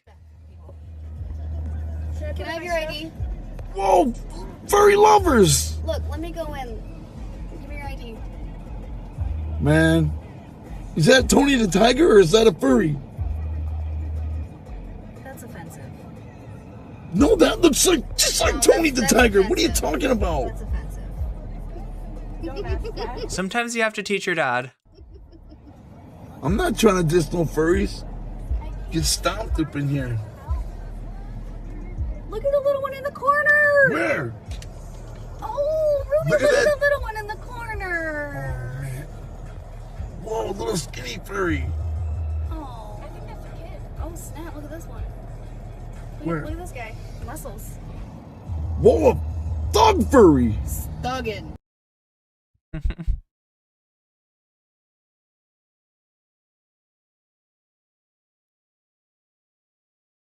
Line in all kinds of ways these days, and it can be a useful social tool to have people behave in a manner that is respectful and appropriate for other people. And being in school and having that exposure to other kids is kind of how a lot of people learn what is and isn't crossing the line. Yeah, and it doesn't have to be a negative thing. It doesn't even have to be shaming. It could just be, we're social. We recognize that when someone wears cat ears and a tail to school, everything's probably not all right at home. No, I would say that when somebody wants to wear cat ears and tail to school and they don't, when somebody wants to do that and they don't, I would say that's where something's wrong. When somebody's been bullied, when somebody's been shamed, when somebody feels like they can't express themselves, I would say that's the problem, not the other way around, Jessica Burbank. Then maybe we need to have a conversation with this kid. It's a signal, if not a cry for help, to be that extremely different. And for some of them, maybe it is just a fashion choice. The ears are cute, fine. But for those that it's clearly antisocial, and you can tell by the... It's antisocial? Like, Jessica, like, what fucking happened to you? Like you described, the licking, that's a lot. I think, yes, it's good that... Look, I'm swear to God, it's that Jessica maybe doesn't care much about politics in reality, and just read the room at the Hill and realized she's working for a conservative boss, and she has adapted. So there we go. Social enough that when we that's kind of fucked up, though. That we're like, something's not right here, and kids aren't good at expressing their emotions. They might say, "Why are you being weird? Stop being weird." But the point is that this is a person who needs it. See, she's modeling how you can conform to whatever kind of environment that you enter, right? Let's say that you were really like somewhat normal at TYT, and then you go and work for the Hill and you realize these people believe in clown demons. And you say, okay, I read the room. It's bad to be weird. You should be normal. That's right, Jessica Burbank. I should be on the school administrators and the guidance counselors to talk with the kid and figure out what might be behind the cat persona. Complex trauma, perhaps. It does. That's right. That's where we're behind every cat persona. I just assume that there's complex trauma. Seem to like kids can often spot these types of behaviors more than adults can, because adults kind of convince themselves or manipulate themselves into believing that all kinds of things are okay because they've sort of been inculcated with this idea that we have to be inclusive and open to all different kinds of behaviors. She is so backwards. And kids just have that natural instinct of like... No, kids don't. Kids don't have bigotry unless you teach them bigotry. If there's bigotry in the kid, it's because you got some bigoted parents. Oh, actually, no, that's not normal. That's not okay. And in the video of the kids walking out from the school, they call out the furries in their class and they say, actually, we think that these kids are just doing it for attention. We don't think they actually believe they're animals. We don't think that they just like to dress that way. We think they're doing it for attention. And it's amazing that they were able to say that so openly, whereas the principal and the school resource officer are sort of equivocating about trying to be careful about protecting the furries' feelings. It's such an interesting dichotomy of the way that our brains develop as we get older and the way that we kind of convince ourselves to accept things that kids will immediately call out as perhaps unacceptable. We'll be back. More Rising. All right, let's take a look at the actual protest. We begin in Payson, where a group... Well, the term furry, it refers here with what she found out. Sarah, what's this all about? No, wait, I don't know. Maybe we can't watch this. I don't know. The Rising said that they didn't get permission to use the interview with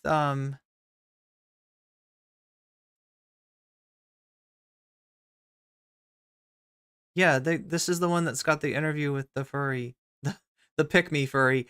I don't know, chat. This might be... I am not super inclined to risk it for the biscuit today. I gotta be real with you. I'm not inclined to do... Yeah, this is not...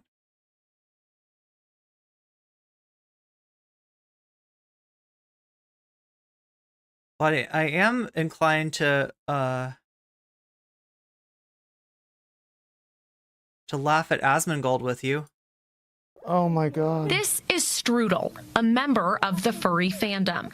Though they've been a furry for over a decade, they have their own opinions. It's crazy that it's escalated to this point where these kids are being so distracting to their peers that their peers want to stage a walkout. So to have, the next generation kind of muddy our name and not represent it very well, it is kind of disappointing. The next generation. So it's just like, she's just bought into, like, I don't know, is this a conserva-fur?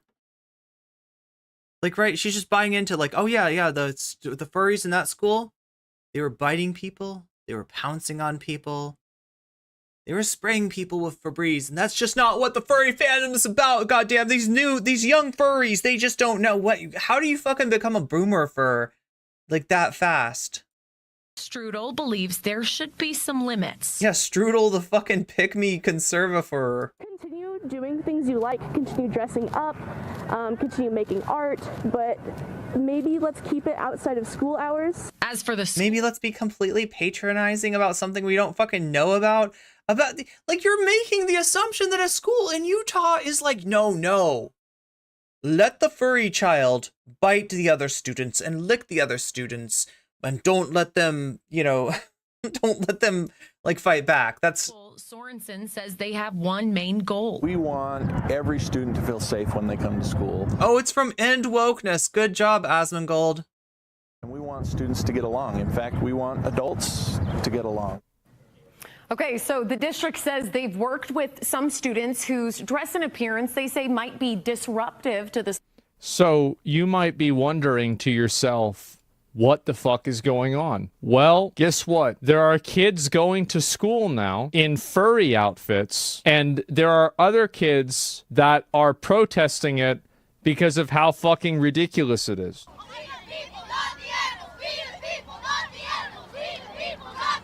Okay, you know what's ridiculous?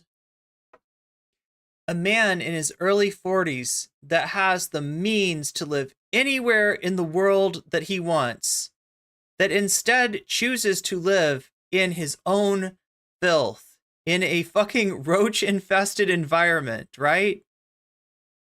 Because he's too busy playing video games on Twitch. That's what's ridiculous, right? And what's more ridiculous is that there are assholes out there that take this guy as some kind of an authority. Look at this.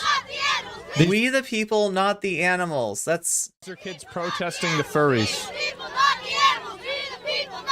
I wonder if anybody ever asked the question, is it a good thing that middle schoolers were groomed into a sexual fetish that they're now expressing in a middle school? You're a fucking creep, Asmongold. You're a fucking creep. Did you know that? Because if you asked me that question, I would... Look, I don't agree with Jessica Burbank that bullying is a good thing, but you're really testing my patience, buddy. You're really testing my patience today. No, I think that's not good. In fact, I don't think that's good at all.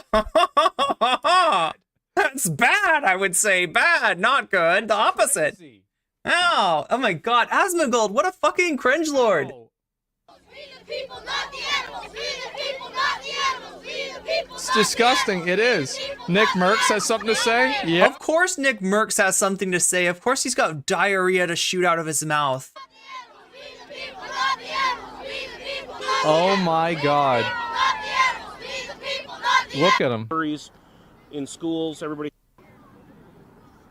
I'm live out here in front of Mount Nebo Middle School. Look at this. Where a bunch of kids have staged a walkout against furries. And there's been a lot of talk about furries in schools. Everybody says it's a myth. That's what the consensus was last time this came up in the news. But these kids are saying that it's not a myth. Last time this came up, you wanted it to be true. You fucking wanted it to be true.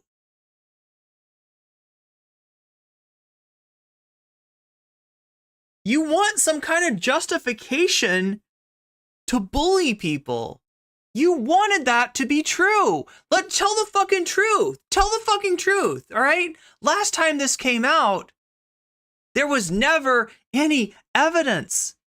And the person who said it had to fucking backpedal in order to avoid admitting that he fucking lied or he believed an obvious liar. There actually is furries being allowed in the classroom. They told me they're... This is crazy. What we're watching is definitely some pretty wild shit. Like the fact your fucking face that looks like, I don't know, I feel like I'm looking at some sort of like the cult from There Will Be Blood? Like, I feel like I'm looking at the child preacher grown up or something. Like, I don't know. Is this the face of mass formation psychosis? I'm not sure. This is crazy. Being attacked, they're being bitten, they're being sprayed in the face with... Somebody needs to call animal control. With Febreze. What news channel is on? What news channel? Let's see. Are they... Street Media. All right. How about you guys? Pretty good. How are you? What are they? Is he gonna ask him anything? Yeah. I will not comply. What are you not complying with? Based kids. That's the kids that made the sign, "I will not comply." Wow, it's really a well put together sign. Very precocious child, I suppose, that comes up with a slogan like "I will not comply." It's funny because isn't their whole thing that when there's a trans kid, no, there isn't. There's a woke parent. It's the woke parent that's like, you know what would be really cool? If our child were trans, then we would be the parents of a trans kid, and that would be so fucking cool.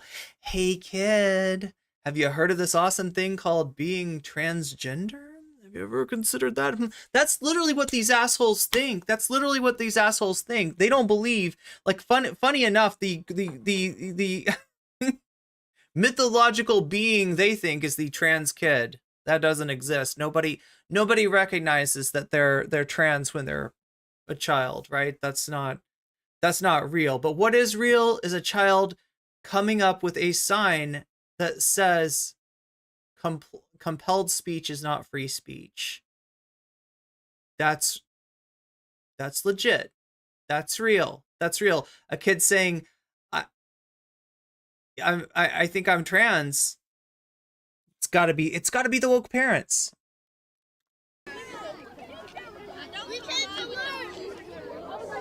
Okay.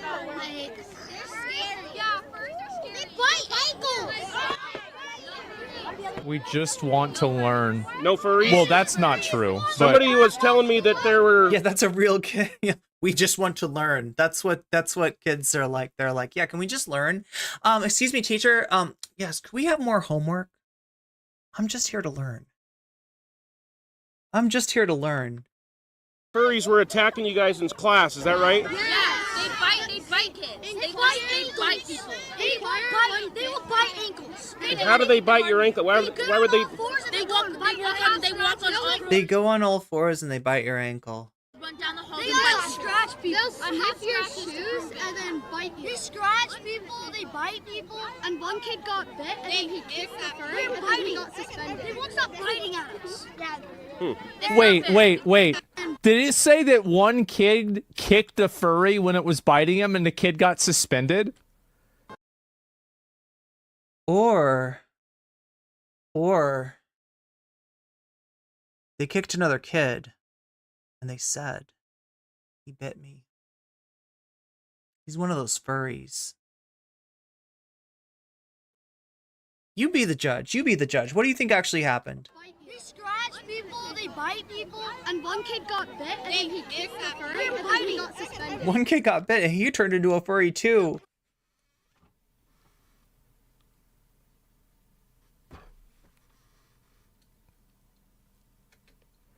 Yeah, it's animal abuse. True. Yeah, that's fucked up. We're not allowed to wear a mask on Halloween, but then they wear masks every day. So you can't wear a mask on Halloween? No, we can't wear masks on Halloween. You can't wear a mask on unless it's on Halloween, but you can support me and my stream in a number of different ways. You can support me through super chats. You can support me through super stickers. You can support me through through donations, which are down in the link to which is down in the description. You can support me on Patreon. You can support me on Throne. You can support me on Twitch with subs and the like. There are many different ways that you can support the stream, and it means a lot to me, even if it's just by hitting that like button. The likes are more powerful than you think.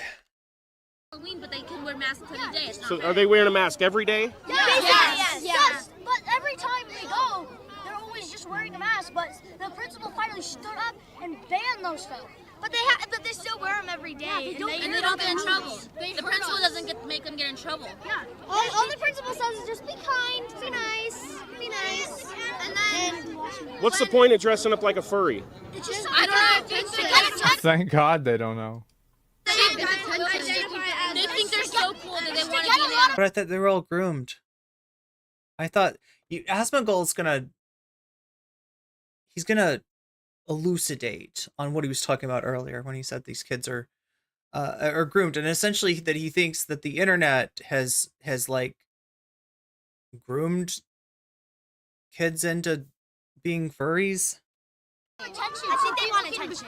So people can come at them and just look at them and think that they're so cool. Okay. Also, Are you guys going to be in trouble for walking out of school today? No, maybe. If we go back on school, So that's where we're at. And come and like attack you, but there's like more. But there's 30 of them in all. I've seen at least like 15 furries. 15 furries? What the fuck? What the fuck? Like 15. And is this like an everyday thing? Yeah. Not too long ago. Bro. Not too long ago, they sprayed Febreze at me and my friends. Why Febreze? I don't understand that. Because it's like Axe. You know what Axe is? Yeah. It's like that. We have Axe. They have. Wait, are you spraying Axe on other kids and justifying it by the fact that they're furries who spray Febreze at you? This is... Febreze. They just been spraying at people all the time. Febreze is probably good to get the pet dander off, right? Get it? Because they're furries?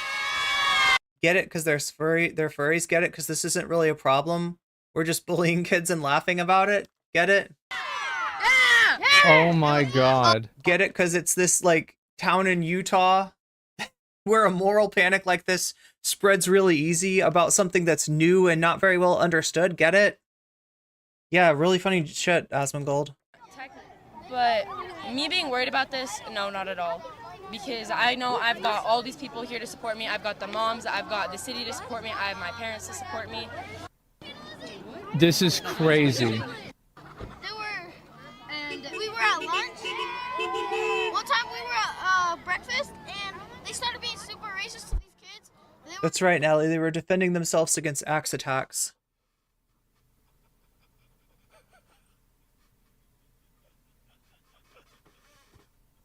I love how I just randomly click around in this shit and I just hear that. I believe it. Oh, I believe it. I've seen those memes. Calling them monkeys and... Wait, wouldn't that be good? Because monkeys are furry. That don't even make sense. Wouldn't that... Yeah, wow. You're saying that the rumors that you're hearing from these 11-year-olds might not be entirely true? Asmongold. Imagine that. Like, what do you mean? They were like making monkey noises and just being super racist to these kids at lunch. The furries were? Yeah, the furries. And they were throwing food at us. Hey, talk to this kid. He has a tragic story. I have a tragic story? Talk to this kid. He has a tragic story. Hey, kid, tragic kid, come here. Tell your tragic story. Oh yeah, like a tragic story that... It was one of the first days of school, and I was just walking outside, and these furries were just crawling everywhere. Tragic story. They were crawling everywhere, yeah. So, on the first day of school, there was not like this huge group of furries. There was just one. And now there's like It's like COVID. I told you, it's spread by biting. It's like there's only one spreading. Yes. Was wearing like dog pajamas, and she'd come up and start barking at people. But then she got 14 other people to join her and be furries, and she's not even the main one. Like the main one, she has like purple. The main one. And she will. Wait, is this the Lost Boys? The main one? Is this like the original furry that bit the other kids to make them furries? I bet she does. The main one. I bet. Of course. Like swear at you and be like so mean to you. Uh-huh. She'll like just like come up and like start swearing at you and like saying all the B word and like the F word. Oh yeah. And she'll bite you. I've heard that she's the only one who has bit someone, but I don't know if the other ones have. Like she's the only one I've heard about who bit someone. Oh my god. Wait, which is it? Is biting like an epidemic? Because you heard before from these kids that, like, you know, there was like just they bite you. All the furries, they will bite you. but now it's just the main one that bites you to turn you into a furry, and I don't know. Students, we get in trouble. Like we can't have any altercations. Has anybody heard the phrase "we the people"? Yeah. Has anyone heard the phrase "we the people"? Yeah, it doesn't apply to furries.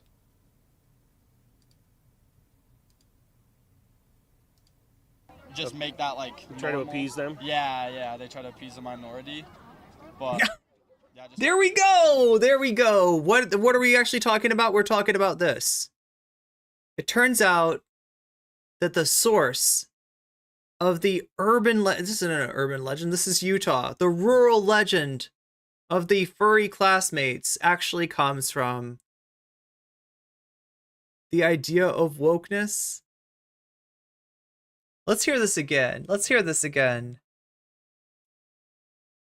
And tell me if you can see the brainworms crawling around this guy's ears.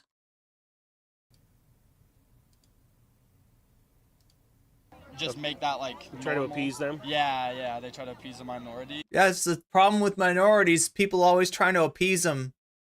Trying to appease those minorities. Jeez, I wonder where this shit comes from. But yeah, just trying to make just them happy or whatever. There's also That's the problem, is that everybody's always trying to make the minorities happy. rules, like even if they're like messing with you, you can't do anything or say anything. It's just like You just gotta let them hump your leg and no, I don't know what it... Well, I mean, like when I was in school, if I bit somebody or scratched them or hit them or sprayed chemicals in their eyes, you know, I would be in trouble for that. yeah, they just don't get in trouble, I guess. Why do you I guess. think that is? I don't. It's because of wokeness. Say it. It's because of wokeness. The principal is woke. The teachers is woke. Everyone is woke. You think the school's trying not to get sued? Yeah, I think they're just scared that like the parents. That's right. You can get sued by a furry if they pounce on you and you react badly to that. That's in Utah. In Utah, with a judge from Utah. Parents are gonna be like, you won't let my kid identify as a dog or whatever. I think that's true. I think that's the reason. I think he's right. I think I'd like to have some of what you're smoking, Mr. Asmongold. But like if you identify as a dog, then go be a dog, but not at school. What's like, the point of identifying as an animal? They're crazy or something, mental issue. Yeah, there we go. It's mental issues. I don't know. Honestly, they need therapy. Yeah, like. They need something to help out with. Do you think kind of you might be just giving them the attention that they want? Yes. By protesting? Part of it, yeah, they're getting more attention, but also hopefully they can stop and be not allowed in school, like if they keep acting like. We can kick the fucking nerds out of school. Wow. Like officially, like the school will actually get involved and say they can't be doing that stuff. Okay. That's what I want to know. No, you don't. You don't want to know that. As somebody who does know that, no, you don't. Like that though, like officially, like the school will actually get involved and say they can't be doing that stuff. Okay. That's what I want to know. No. What did he ask the question? By protesting? Part of it, yeah, they're getting more attention, but also hopefully they can stop and be not allowed in school, like if they keep acting like that though. Like officially, like the school will actually get involved and say they can't be doing that stuff. Okay. What even is the point of being a furry? That's what I want to know. No, you don't. Yeah, so he says, yeah, what is the point of being a furry? The interviewer says, that's what I want to know. Asmongold says, no, you don't. Don't. You don't want to know that. As somebody who does know that, I'll tell you, you don't want to know that. Oh, you know the point of being a furry, and you're saying that he doesn't actually want to know that because it's fucked up and gross. Okay. That's what he's saying. I couldn't figure it out. It's trendy? It's definitely trendy. It will get you a lot of friends.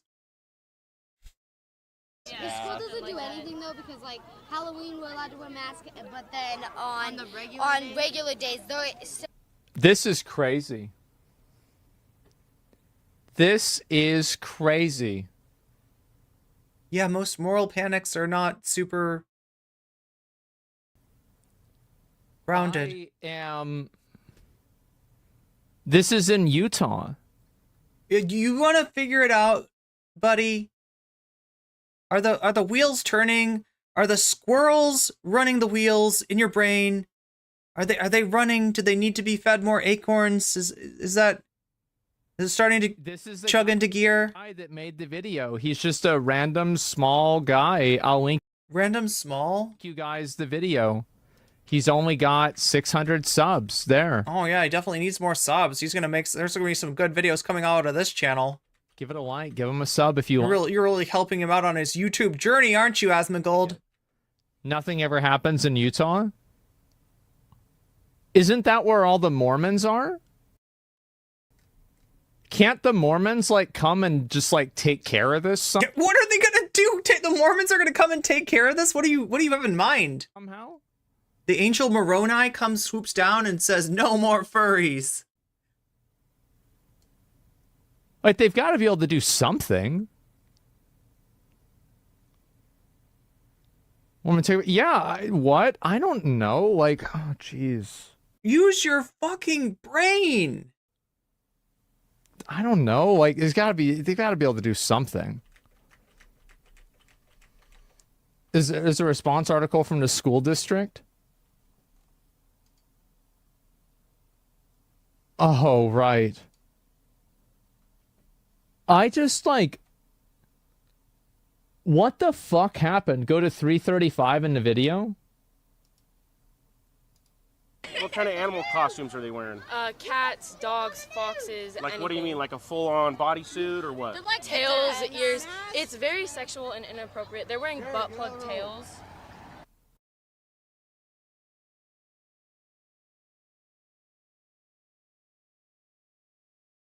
No, they're not. I can guarantee you that they're not. What the fuck?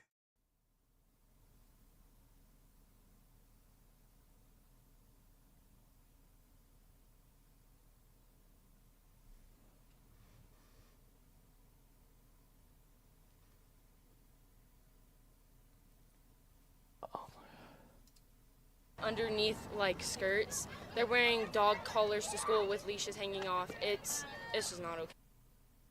Like, we did this in high school, but like that probably wasn't okay either. Number one. What? And number two, butt plugs. Yeah, there were a couple of people that did that at my school, but my school was. Are you sure? Like, look, I don't think that that's something that's gonna be like comfortable to wear to school. I somehow don't believe this. Really bad. And we had the leash thing. Yeah, we did that because the teachers just thought it was funny. Yeah. Moose not Moose says, you walked around with a butt plug in high school? That's what it sounds like he just said. I think he clarifies, though. I think he clarifies in a second. They didn't really know what was going on. Why do you keep saying we? Oh, I just meant like friends of mine. Yeah, other people, clearly. That shit, no. I mean, dude's name is Zach Rar. I don't know, you do your No, just kidding.